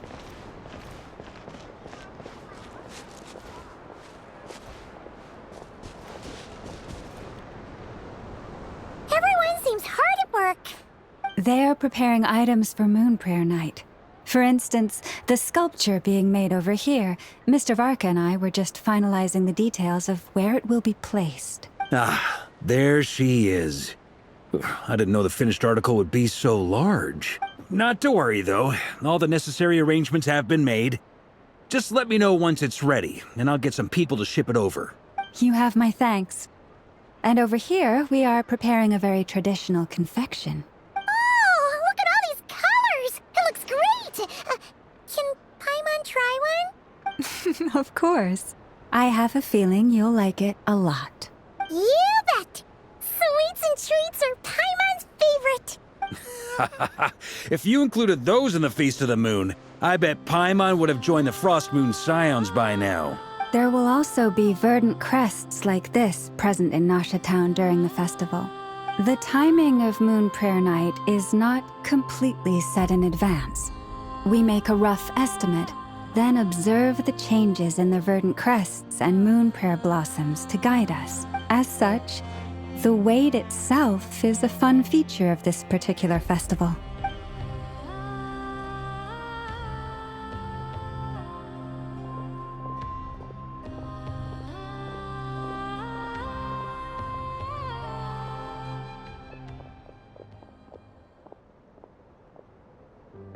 Let's talk here. To tell the truth, I am very surprised to hear that Kutar is willing to participate in the festival. I once asked her if she'd be willing to stay with the Frost Moon Scions. I could introduce her to everyone, and we could be a family to one another. She did not answer, but she has not appeared here since. I took this to mean her answer was no, but if that were the case, she would not have accepted this invitation. Ah, I see. Maybe she is right. Maybe the Frost Moon Scions of today no longer need a moon goddess. But my wish was not for her to come here and be worshipped as a deity. I simply wanted to offer her a place to stay. I'm sure she believes that showing herself here might invite Fatui intervention, and as such, she does not wish to cause us trouble. But what really pains me about all this is that this is her birthplace. She ought to belong here, yet no one has been able to grant her shelter. I think I'm qualified to weigh in here. When someone's about to depart on a long trip, what they need is blessings, not burdens. We should wish her the best, not make the journey harder than it already is. Anyway, she's agreed to attend, hasn't she? All we need to do is simply respect her decision. I see your point. Yes, she will soon depart after all. Our job is to leave her with some happy memories. Besides, who's to say her journey to the moon is a one-way trip? It's not like she can't come back and visit if she wants, right? Paimon agrees wholeheartedly. Festivals are all about having fun, so let's keep it simple. All right, I'm gonna head back to Nausea Town soon. Wanna come with? I'm guessing you have some other folks to visit there. Sure thing, let's go! Bye for now, Wilma! Thank you all. Goodbye.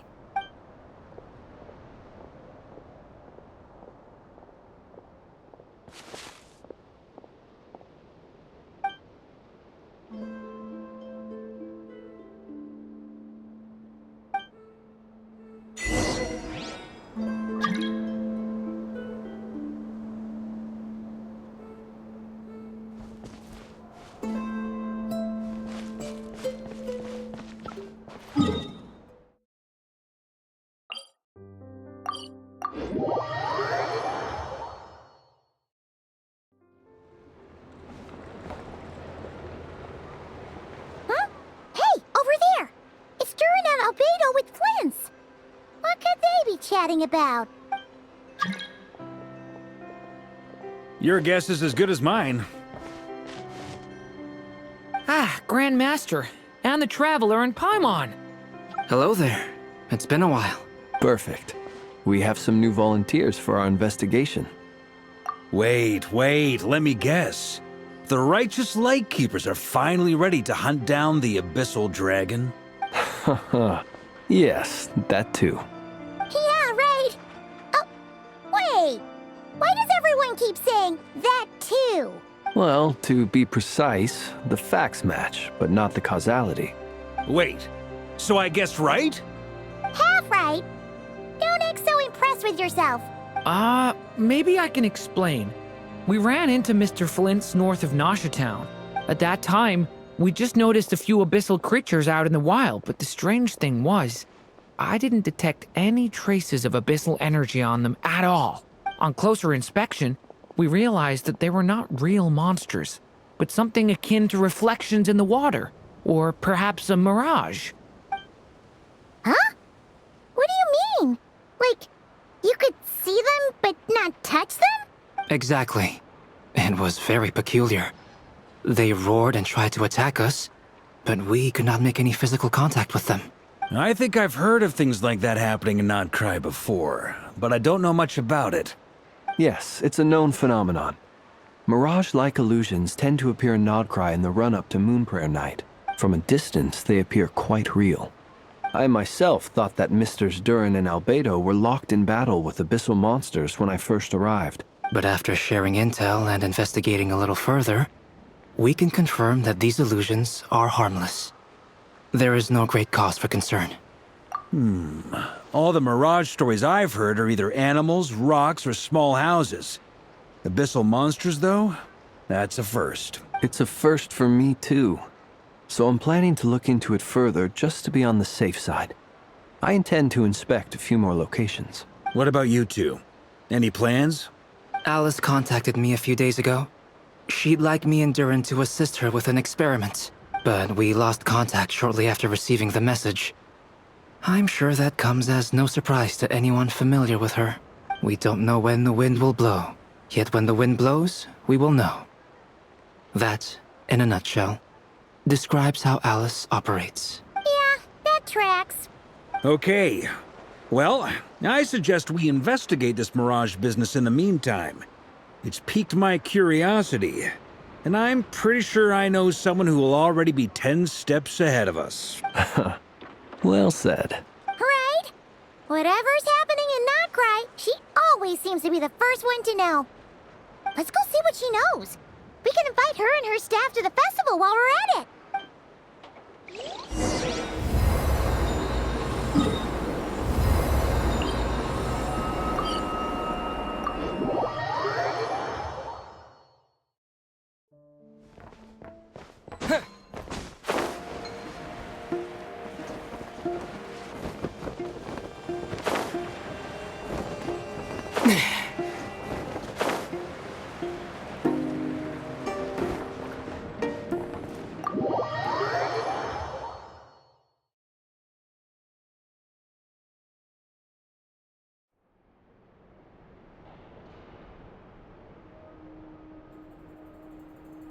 You're right, I have noticed. There's certainly something a little fishy about this situation. Only a little, though. Records indicate that this phenomenon can occur in the days before and following Moon Prayer Night. That said, it has always been a rare sight in the past. The odds of encountering these phantoms are similar to looking up in the night sky, happening to see a shooting star, and managing to make a wish before it disappears. But this time, either everyone's getting lucky, or they're appearing far more frequently than usual. Yehoda's out gathering intel as we speak. In the meantime, let me check off some points of interest. First, the Abyss. The ones we saw seem to be abyssal monsters. Indeed. But we have identified one location where many more of them have made an appearance. And not just monsters, but human phantoms, too. Given the scale and nature of the phantoms, it's almost as if someone's last memories are coming to life. Or perhaps the memories of multiple people. Oh. So you mean the phantom monsters are hunting down the phantom humans? Exactly. The phantoms can interact with each other, but we have no means of intervening. In addition, some of the human phantoms would seem to be from the very distant past. This is clear both from the clothing they wear and the stories they tell. They claim to be from Hyperborea, a name which I've heard from Lauma before. If this is true, it means they must be from 6,000 years ago. Did Paimon hear that right? 6,000 years? It sounds like this merits further exploration. That'd be a big help. I'll leave it with you, Albedo. My knowledge of ancient history is non-existent. I used to doze off every time the pre-Knights of Favonius era came up in class. It's quite a miracle that you were able to understand these phantoms' speech, given how long ago they lived. I suppose you're right. But I'll leave the archaeologists to ruminate over that conundrum. As an intelligence broker, my sole interest is in the value of the information I gather, which, in this case, hopefully means earning myself some good favor with our dear Lady Moonchanter. So calculating. Whew, this intel broker logic always catches Paimon by surprise. Sounds to me like we could split the work up. I think the abyssal phenomenon is best left to Albedo, Flint's, and me. Agreed. It coincides with my duty as a lightkeeper. For my part, I'd like to understand the abyss better. Even a little knowledge would go a long way. This is certainly a rare opportunity to study the abyss. But even rarer, perhaps, is the chance to make contact with the ancients. The Curatorium will take the lead on investigating the Hyperboreans. We put in the work to learn what we know so far. It seems only fair that we get some quantity of exclusive intel. That just leaves our trusty team of 2 unassigned. Since you became an honorary knight, of course. This was part of my grand plan all along. Ha ha ha! Oh yeah! By the way, we managed to convince Columbina to come to the Moon Prayer Night celebrations. Would you and Yehoda like to join too? She agreed to that? Huh. Quite an achievement. Never underestimate the traveler, I guess. I'd be happy to join. No point shutting myself inside when the streets are all decked out. I doubt any clients will be visiting during the festival in any case, and Yehoda loves a party, so I'm sure she'll jump at the opportunity. No. No. No. No. No. No. No. No. No. No. Way to contradict me in front of... Wait. No, that's not what I have bad news, boss. So many people. All right, everyone inside, quick!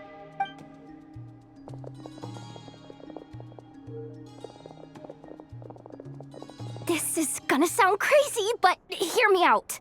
I saw one of those phantoms at Star Sand Shoal, and it was some sort of flying ship. Like a spaceship? That's gotta be the one you came to Tibet in. You said you saw the same thing through the moon marrow, right? Huh? You already know about it? Ugh, I thought I was gonna blow people's minds. Turns out I'm the last to find out. Wait, back up. You came here in a spaceship? Now my mind is blown! What's it like on the inside? Was it like flying through space? I want to know everything! Yep, exactly. Huge discovery. You're the best. Second best intel broker in the world. After your boss, of course. Wow. Really? Well, I don't know if I'm all that, but... I guess that decides where we're heading next. Come on, don't look at me like that. I know the spaceship doesn't have anything to do with me, but you don't want to leave me as the only one twiddling my thumbs, do you? Please? Fair enough. You can tag along. In that case, let's meet back here to discuss our findings once we're done. I wish everyone a productive investigation. You too.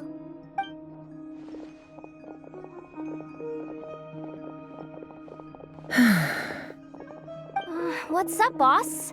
Aren't we gonna head out? Tell me, Yehoda, when did the Curatorium start giving out intel for free? Oh, sorry, boss.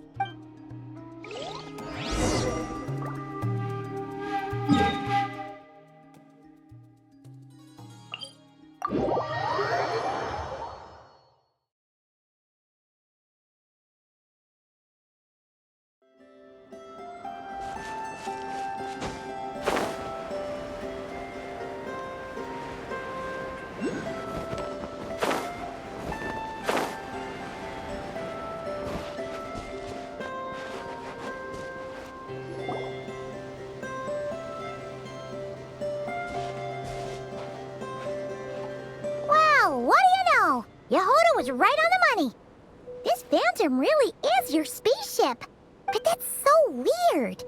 Why would it show up here? Is it some kind of projection? Or a ghost? Like, maybe it no longer exists, but somehow it left an afterimage? Ah, you're already here.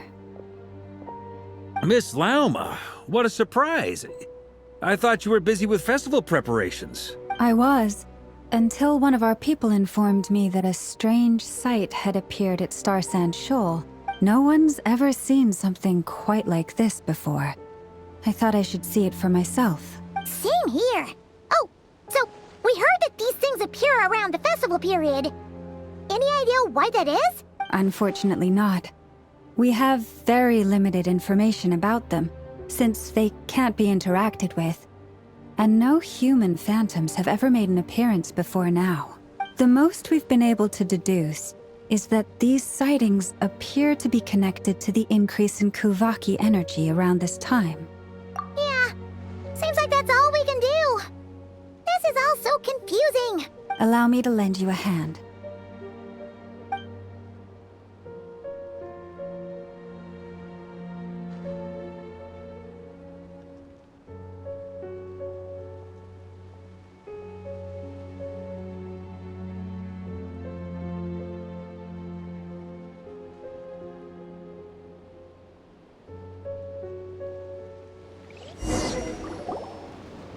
Everyone, our friend here should be able to provide us with some information.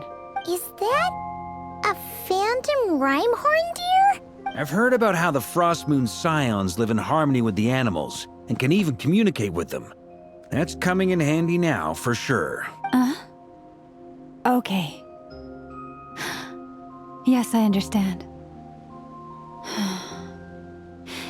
Then how about this?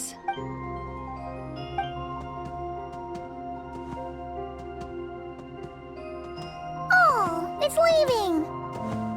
It appears to share our curiosity about this giant spaceship, so I asked it if it wouldn't mind investigating along with some friends. In return, I told it about some nearby spots where the wild fruit grows abundantly.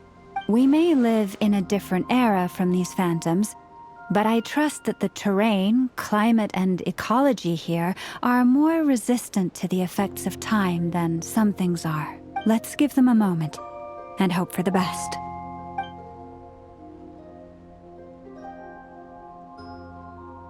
All back together?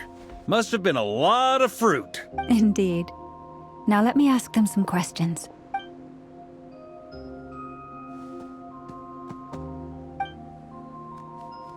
It did find a lot of wild fruit, enough for them to feast for a long while. This puffin circled in the air several times, but didn't spot anything out of the ordinary. Certainly nothing to do with the spaceship. Huh. Well, it definitely makes sense to get a bird's eye view. Indeed. Other than that, I was also thinking that the world these phantoms see is also different from ours. Oh, I get what you mean. The wild fruit exist in both times and spaces, but there might also be things that only exist in that space-time, which we can't see. Good point. Great thinking, Llama. Blunthorn rhinos can use Kuvaki to shift great rocks, but this one says it couldn't get that ship to budge by even an inch. The sniffer mole tried too, but despite being a skilled digger, it could not get through. They say that the spaceship looks robust and undamaged. It seems completely impervious to any and all attacks. Whatever lies within is well defended from harm. So, just like us humans, there was nothing they could do about this spaceship either. Yes. Still, they deserve our thanks. We are grateful for all your efforts, dear friends. Now go, and enjoy your feast. I've noticed some other human phantoms gathered nearby. Come on, let's go talk to them.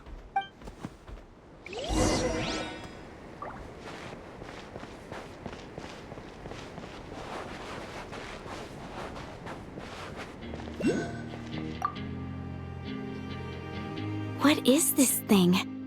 I've never seen it move, and there's no way to get inside. Goodness knows. My grandpa says it's been sitting here at least since his grandpa was still alive. What about his grandpa? Did he say anything to your grandpa's grandpa about it? Huh? I don't know. In all likelihood, it was here back then too. Hard to imagine something this huge could move. Guess that means that as far as they're concerned, this ship's been around a long time.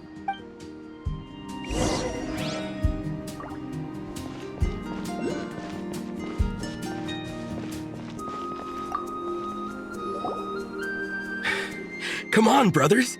If we can get even a small chunk off of this thing, it's gotta be worth a fortune. Today is the day we strike it rich. Huh? You mean Paimon? Yes, brother, I shall join you. Let's make our fortune. We should go with them.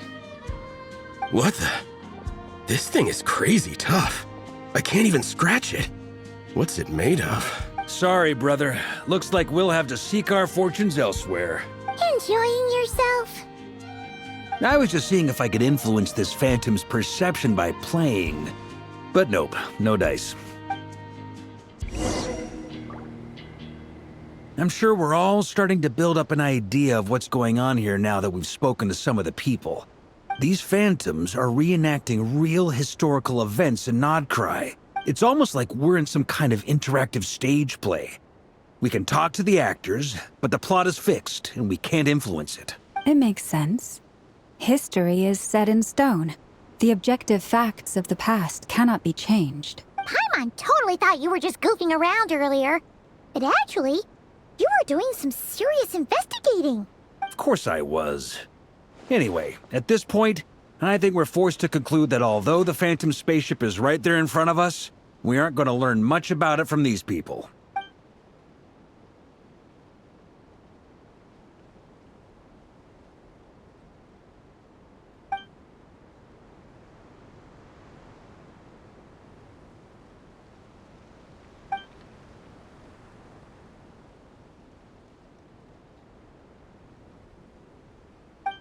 Don't be discouraged. If nothing else, this is proof of the ship's existence. And think about it. So many people tried to hack their way inside, but no one could get the door open. It's made of very tough material. To me, that says that we'll either find the ship itself or the story behind it. It's just a matter of time. Huh. Every now and then, when Varka gets serious, he actually does seem like Grandmaster material for once. I wonder how the others are doing. Let's head back for now. Sounds good. Also, drinks are on me if Team Knights of Favonius is the first to finish. Wait, we have a team name now? Am I in Team Knights of Favonius as well? You're very welcome to join. We've even got a cathedral ready for you. Isn't that technically blasphemy? You wouldn't dare make a joke like that if Barbados was in earshot. Nah, I'm sure Barbados doesn't mind a little harmless blasphemy once in a while.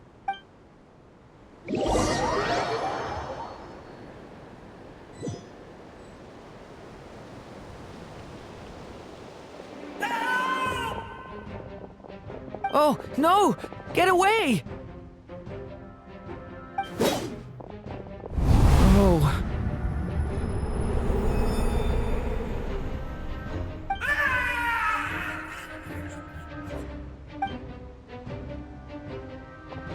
I know it's hard to stomach, Mr. Duran.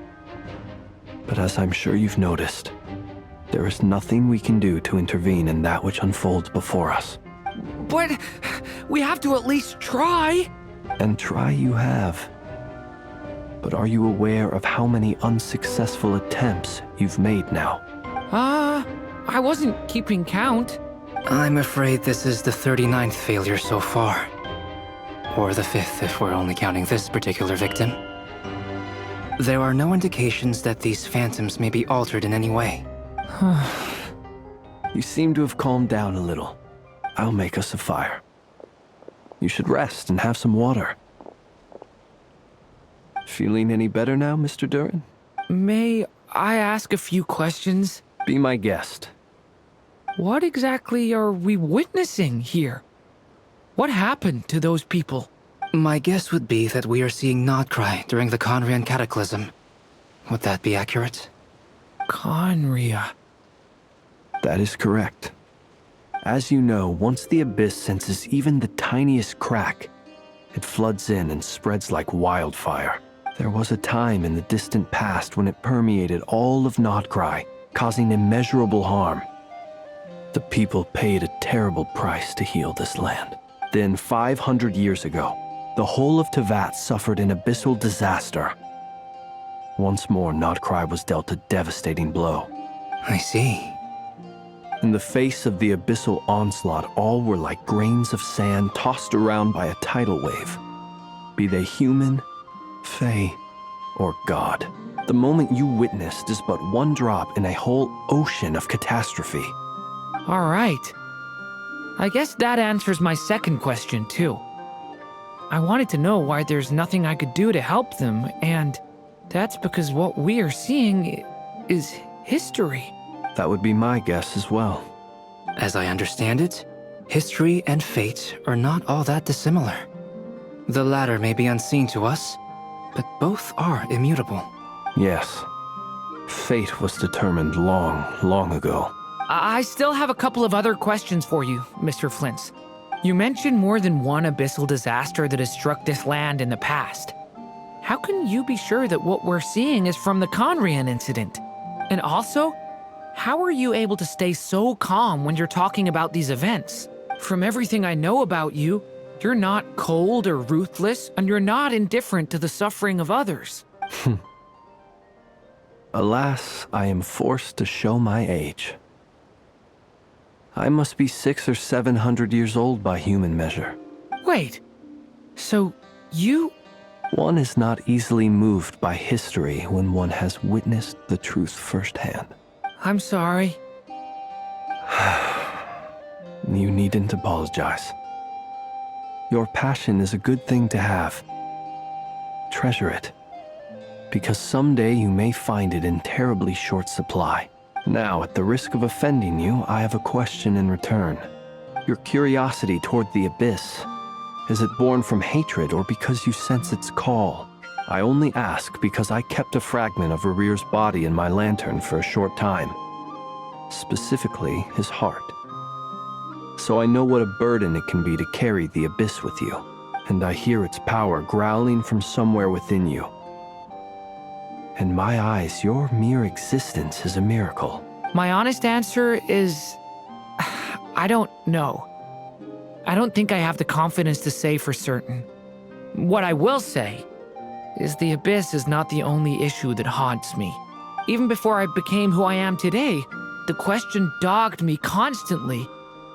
Should I even exist at all? My doubts remain unresolved. But when we fought Rerir, something became a little clearer to me. Sometimes it is the darkness within us that allows us to achieve the impossible. I certainly got the sense from your 39 attempts that you were trying to achieve the impossible. It sounds like you've resolved to see the truth for yourself. Absolutely. In that sense, he and I are quite similar. Then I wish you every success. I look forward to the day of your transcension. Well, if everyone's caught their breath, I suppose we should head back. Oh, and one last thing. I'd appreciate if you kept our discussion about history a secret.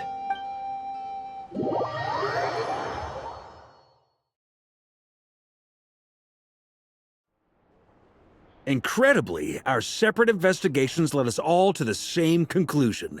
Hooray for consensus! Yeah, but we barely learned anything, though. I totally thought this would be the mother lode. Talking with the ancients? I mean, come on! But nope. All we got was useless snippets of conversation. And all this stuff about moons and hyperopia. What a load of baloney. Seems like people back then had a few screws loose. I understand your frustration. We found the same issue. Each phantom only showed a very brief moment in time. There isn't much value to be found in these miscellaneous fragments of a civilization's history, no matter how glorious it may have been. If there's a silver lining, it's that these phantoms are harmless to the present reality. They shouldn't get in the way of the festivities. Paimon agrees. And not just because it's the first thing she understood in this whole conversation. You look disappointed, Nefer. Is something the matter? What do you think? We all worked our tails off, but the only one to gain anything from it was you, Lady Moonjanter. Well, please do share the Hyperborean records with me. I will gladly inscribe them in our people's documents. Oh, duh! Yeah! That was it! Hyperborea! Hyperborea. I'm serious. Only an expert in the Frostmoon Scions and their history can turn these records into valuable research material. The alternative is to let them gather dust on the Curatorium's storage shelves until the pages turn yellow. Nefer, You're wise enough to know that cooperating and sharing the profits is the best course of action here.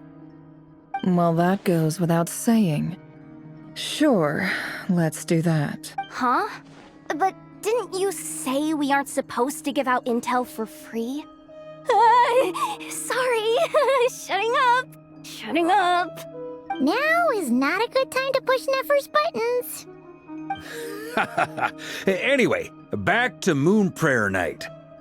I'm thinking that we should prepare something a little special, aside from the usual decorations and so on. You mean a parting gift? Can't go wrong with food. Although, does food go bad on the moon? Perhaps a lantern would be a better choice. It might be dark up there. It could prove difficult to light a lantern on the moon. Magical stones might serve that purpose better. What about a clockwork mecha model from Fontaine? I've got a whole bunch at home. I use them for fighting practice in my free time.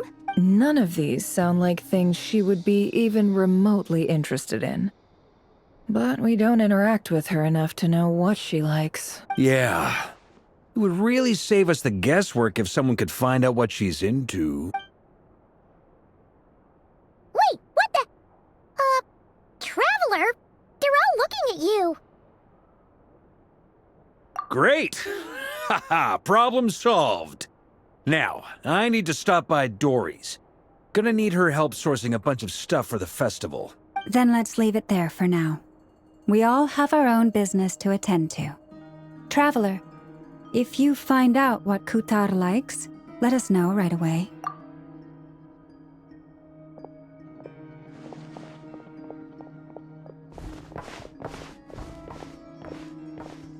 Is something the matter? I'm fine. It's just... I'm still feeling a little rattled after witnessing the horrors of the Abyss. But it's okay. This is something I have to work through. I'll be all right. Thanks for your concern. Well, don't put too much pressure on yourself. If you ever feel like something's wrong, physically or mentally, we're here to talk. Come on. Stop treating me like a kid.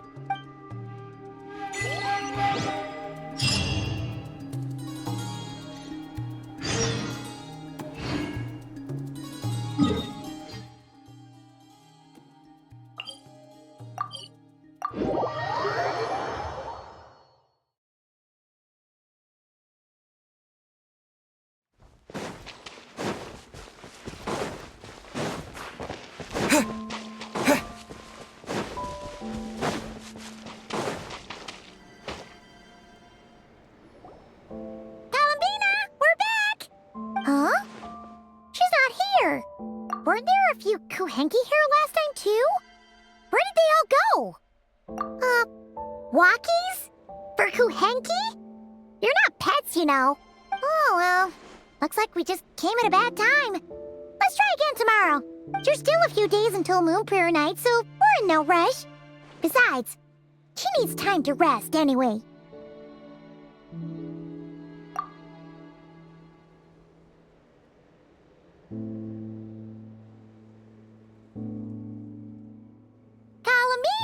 Are you back yet? Oh, how strange.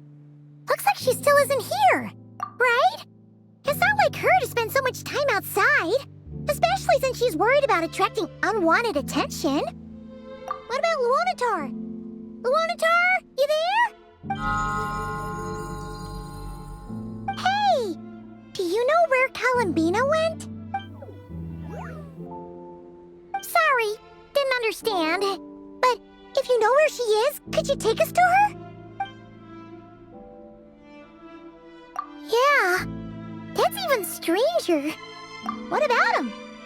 Oh, that's not good news. They change color when Kalambina gets weaker, right? And they look super pale right now. Good idea. She might know what's happening.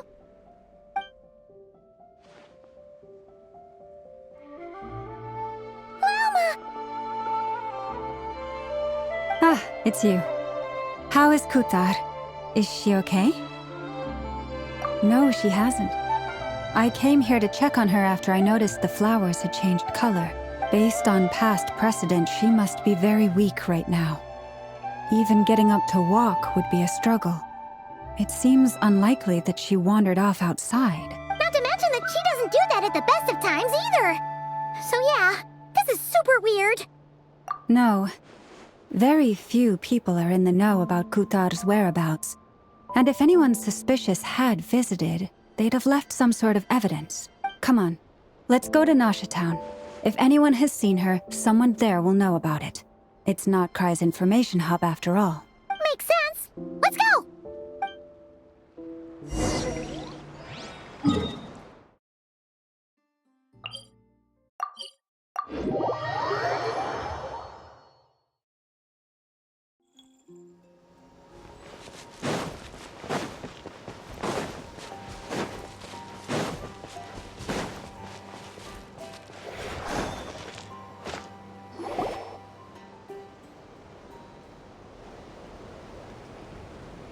Moment. Is it just Paimon, or is this stall kind of suspicious? It's never been here before, right? No, I don't recognize it. Alas, your free and easy adventure time is over. Now, prepare to face the final boss of Nod Cry. Whoa! Where'd that voice come from? Not sure, but it's definitely hostile. No, no, no, not that way. The final boss is right here. The sniffer mole? That's the final boss? Surely not. Also... Okay, the jig is up. I'll stop teasing you. Turn around. I'm right behind you. It seems I've managed to leave quite an indelible impression, even though you've never seen my face. Ah, nothing could make a great mage more pleased with herself.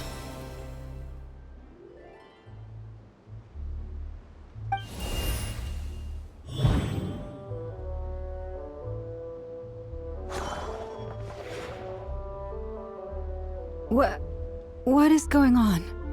I've heard that all the big shots in Teyvat have long, wordy titles that stun people speechless when they make their entrance. Unfortunately, none of them are affiliated with the Hexenzirkel, and we ourselves keep a very low profile. The notorious name-dropping doesn't quite work for us. Still, I, for one, think I'm really quite amazing. So that didn't stop me from coming up with a title anyway. Alice? It's really you this time? Not a lantern or a dodoco, but Alice in the flesh? Oh, that's right. So, what do you think? How does it feel to finally meet me? You look like... Oh, that's the first thing you thought. A little surprising, but that actually makes me very happy. Because that means that when Klee grows up, she'll be just as stunningly beautiful as her mother. So she's a friend of yours? Kind of. This is actually the first time we've seen her in person. I see. Madam Mage, that was, quite a powerful entrance. I certainly won't be forgetting it anytime soon. It's okay, Lauma, don't force it. Paimon will do the honors. This is Alice from the Hexenzirkel. She's a friend of ours, and of Arcus, too. That's right. She's a good person, just kinda... unpredictable. Well, what is the human heart if not unpredictable? Hmm? If we could not do as we please, how would we differ from machines? I am Lauma, Moon Chanter of the Frost Moon Scions. It is a pleasure to meet you. Oh, I know. Before you got here, I spent a good, 15 minutes getting up to speed on Nodcry's present situation. In other words, I've read the whole in the last episode part, so we can skip the pleasantries. Fair enough. Well, Miss Alice, I can already tell that you have quite a unique personality. He'll get used to it. Paimon sure is. So anyway, what are you doing in Nodcry, Alice? Oh, I thought I told you already. This time, I'm the final boss. And what a formidable foe I shall be. Powerful, confident, decisive, and good luck finding my weak spot. You will never succeed. Oh, drat! My one weakness, and you found it in an instant. Fate has been dealt a devastating blow. Thus falls the great Dodo King. Why are you playing along with this nonsense? For funsies, of course. What's wrong, Paimon? Are you disappointed in me? Am I a gigantic letdown? No, it's just... You seem like a busy lady. And this is the one time you've shown up in person. Paimon figured it would be for something more high stakes than just goofing around. You're quite right. I'm here in Not Cry because something big happened. Something big enough it caught the attention of the Hexen Circle. It concerns the 3 moons, Tevat's borders, and of course, the moon goddess you are currently searching for. Kind of. Why don't we discuss this over a pot of tea? My main reason for coming on this trip to Tevat was, of course, to have some fun. But I do technically have a job to do as well, namely, maintaining the stability of Tevat's borders. I'll skip over the complicated parts, but to sum it up, abyssal energies are all that lie beyond Tevat's border. We'd find ourselves in a real pickle if they ever made it through. And the phantoms you've been seeing are a sign that the border has been disturbed. No wonder they tend to show up around Moon Prayer Night. Is it because the real moon is now so close to us that its power can cross the border? In part, but only a negligible amount passes through. Just enough to influence the verdant crests and so on. And as you've noticed, there has been an unprecedented number of phantoms appearing this year. The influence of the moon beyond the border cannot explain this. No, there is another far greater factor at play. The trilunar syzygy. A trilunar syzygy? Eons ago, before the heavenly principles came to Tevat, it was the then 3 moon goddesses who controlled the laws of this world.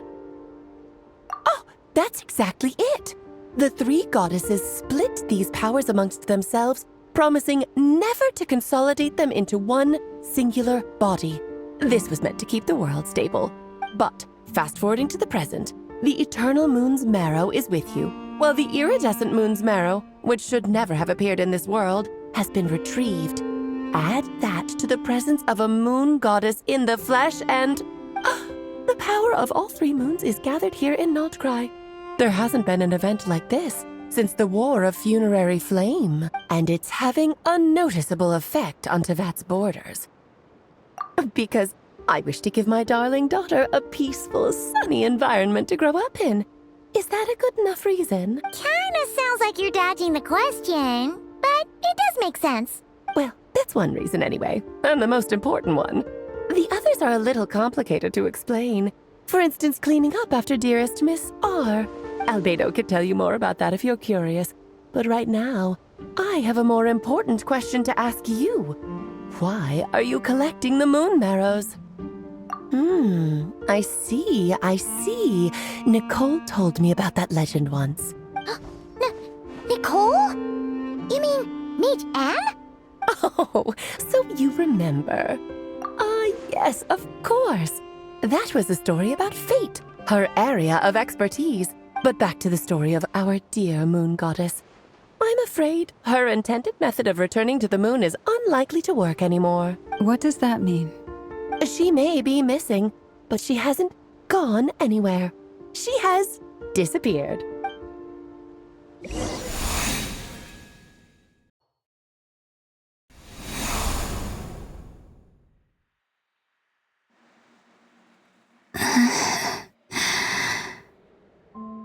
My body is so heavy.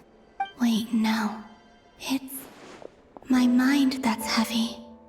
My arms and legs are as light as a feather. What's happening to me? I feel drowsy, like I've been asleep for too long. Is it daytime or nighttime? Is the moon out?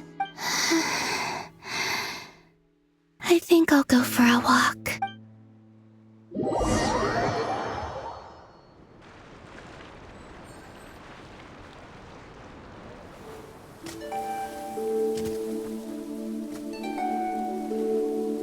Are you out for a walk too?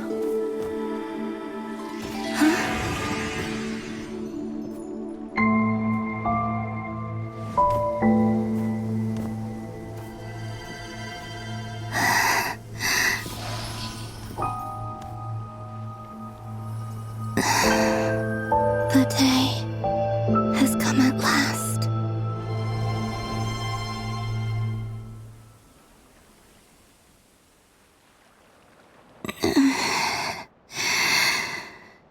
Have I grown so weak that I can't even sustain my physical form?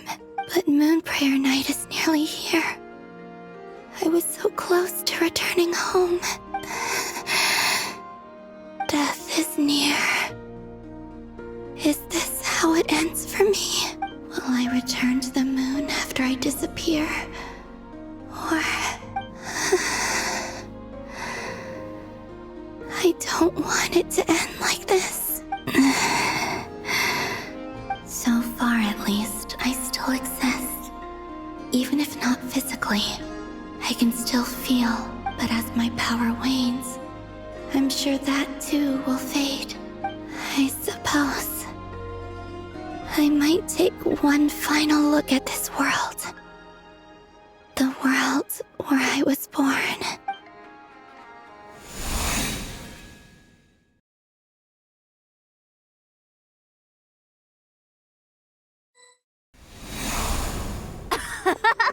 Come on, come on!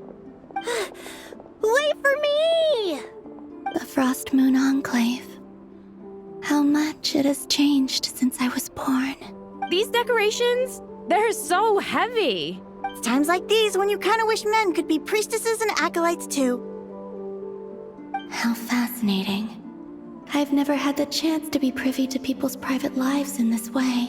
In the past, people would get so solemn and serious the moment I showed my face. Like they were frozen stiff. Karina, Lametti, it's time to eat. Coming! I want to watch them a little longer.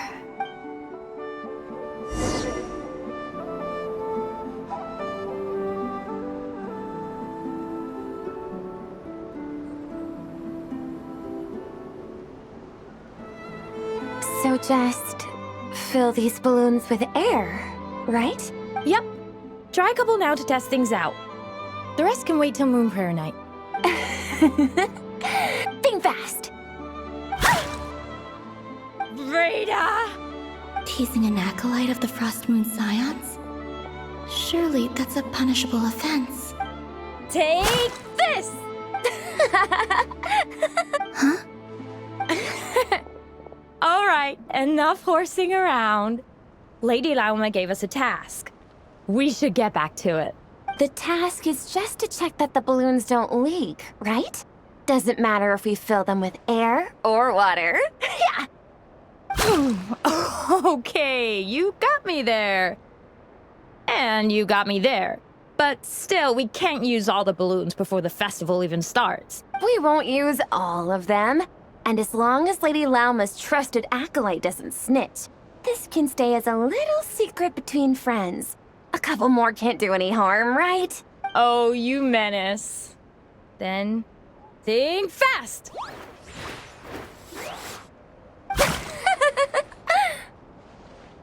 Is pumping a balloon full of water really so much fun?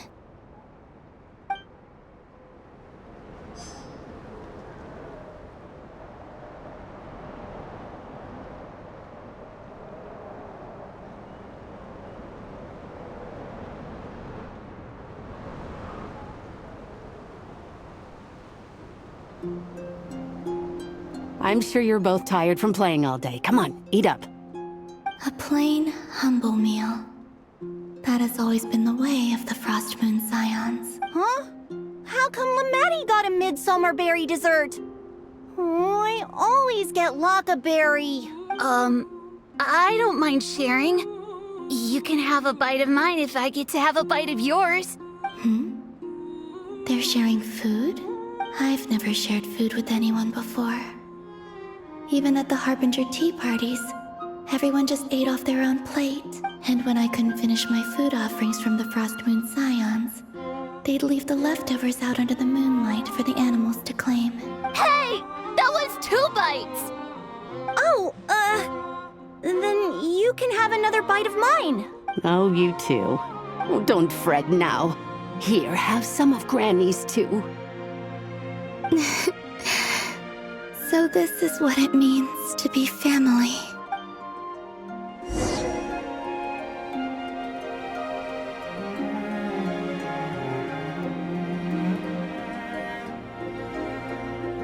I'm seeing so much that I'd never usually get to see. They'd never act like this when I was around. It's nice, being able to just watch people in peace in these final moments. What a rare opportunity. I think I'll go take a look around Nasha Town, too. Maybe the Traveler will be there.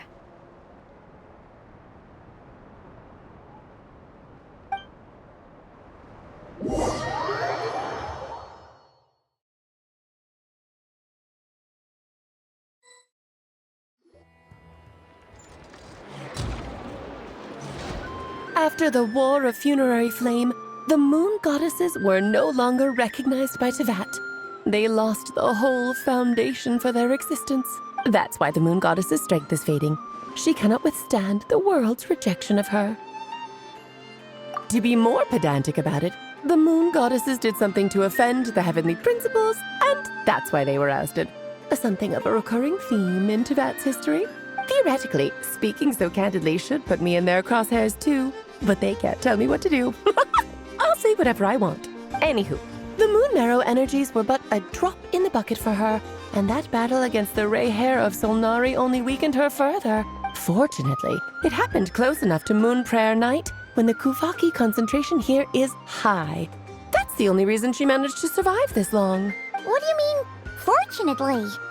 You said she disappeared. We're too late. Oh, what a headache. I thought this was all common knowledge. I guess I have some more explaining to do. Okay, buckle up. It's time for another lecture.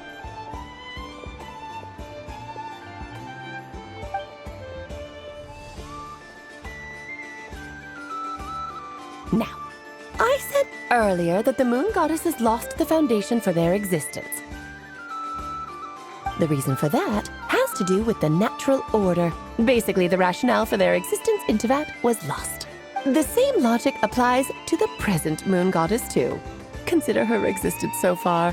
Her comrades in the Fatui called her Damselette, and she was worshipped as Kutar by the Frost Moon Scions. But these connections have now been severed, whether by her hand or yours. So, the rationale that once sustained her existence is now gone. Wait, we did that to her? Oh, well, strictly speaking, yes. But let's not start pointing fingers, shall we? I'll only end up as the big bad villain, and that's not the kind of final boss I want to be. Of course I do. I'm only the greatest mage in the whole entire world. Now, if you wish to find your Moon Goddess, there are 2 problems we need to solve. Firstly, we'll need to strengthen the connection between her and Tevat, at least enough to sustain her until Moon Prayer Night. Strengthen her connection? But does that mean I'll have to rally all the Frost Moon faithful behind this? I'm afraid a bygone faith and a former home won't be of any help to her now. Do you know her name? Her name? Oh, yes. Names are very important things. A name is a fundamental concept that anchors one's entire existence. Then your first job is to find it. As a moon goddess, I'm sure she must have a name she identifies with. Neither Columbina nor Kutar is her true name, and she's never really accepted either of them. So, finding out her real name is enough to sustain her existence? Yes, I know it sounds like a small step, but every journey begins that way. So for now, that's all we need to focus on. The second problem is with her plan to use the moon marrows to return to the moon. Unfortunately, piercing through the false sky will take an enormous amount of power. Given her current condition, she won't be able to provide anywhere near enough power. even if she recovers her physical form. But no need to fret. Nicole's the expert in this field, and I'm sure she'll figure something out. Wait, Mage N is going to help us out too? That means we've got 2 Hexen Circle mages on the case. This is turning into a pretty big deal. Actually, this is more of a side quest for me. Like you said, I'm a busy lady, so I can't stay for too long. I'll have to return to Tevet's border soon. That's the upside you get for looking out for my little Klee.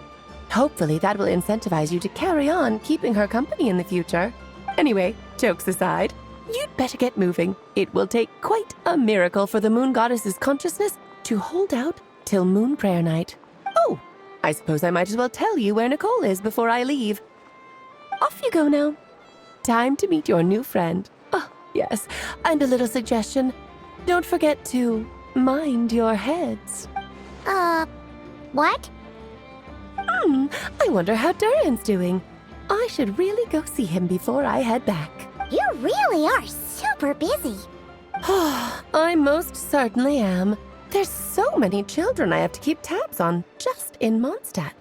Duran, Albedo, Venti, Varka. Klee didn't make the list, huh? Of course not. Klee is my pride and joy. I have no qualms about her, because she's the best child in the whole wide world. Yep. Klee's a little angel. I'm glad you agree. Well, all the best. See you when I see you.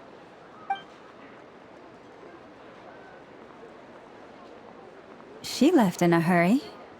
Yeah, she didn't pack up her stall. Should we handle it for her? I must say, I'm now very curious about her daughter. Klee, wasn't it? What's she like? That's a long story. Come on, we'll fill you in as we go.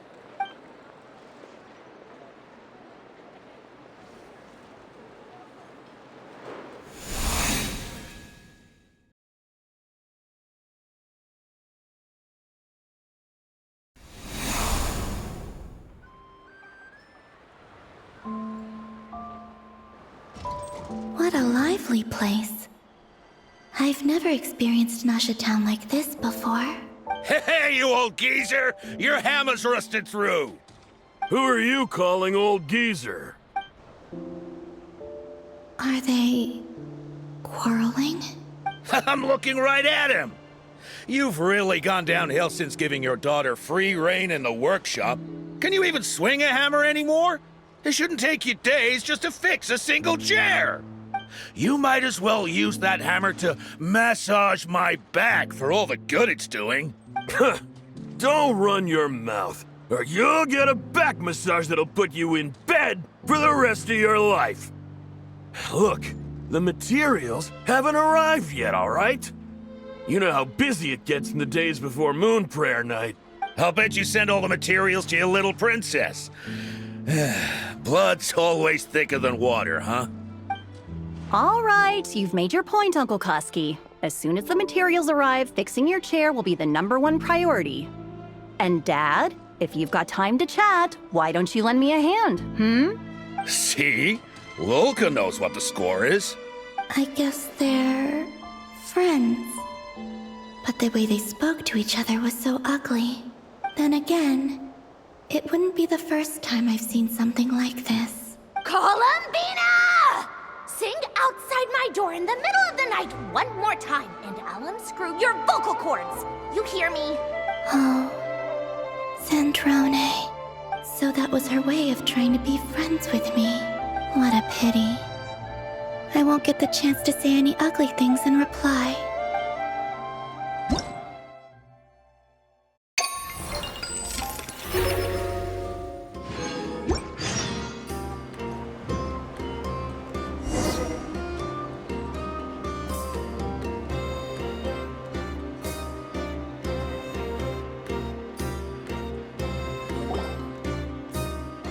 Hey, have you decided what to give her for Moon Prayer Night? I sure have. She's gonna get the surprise of her life when she's least expecting it. Then I'll whip out the ring and pop the question. The surprise of her life. What a fun turn of phrase. Cool, I get the picture. You can spare me the gushy details. Ooh, looks like we have a customer. Hello there, ma'am. Would you like some Moon Prayer Night candy? Huh? Is he talking to me? Can he see me? Here you go. Oh. Come back anytime. Right. Now, where were we? I don't know why, but I still held out hope.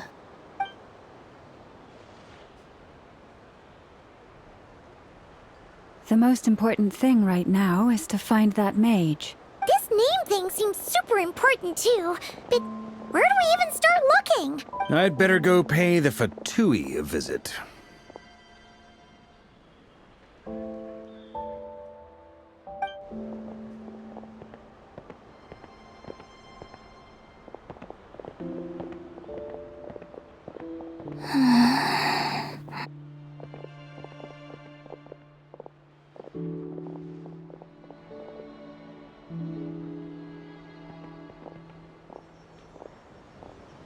Columbina?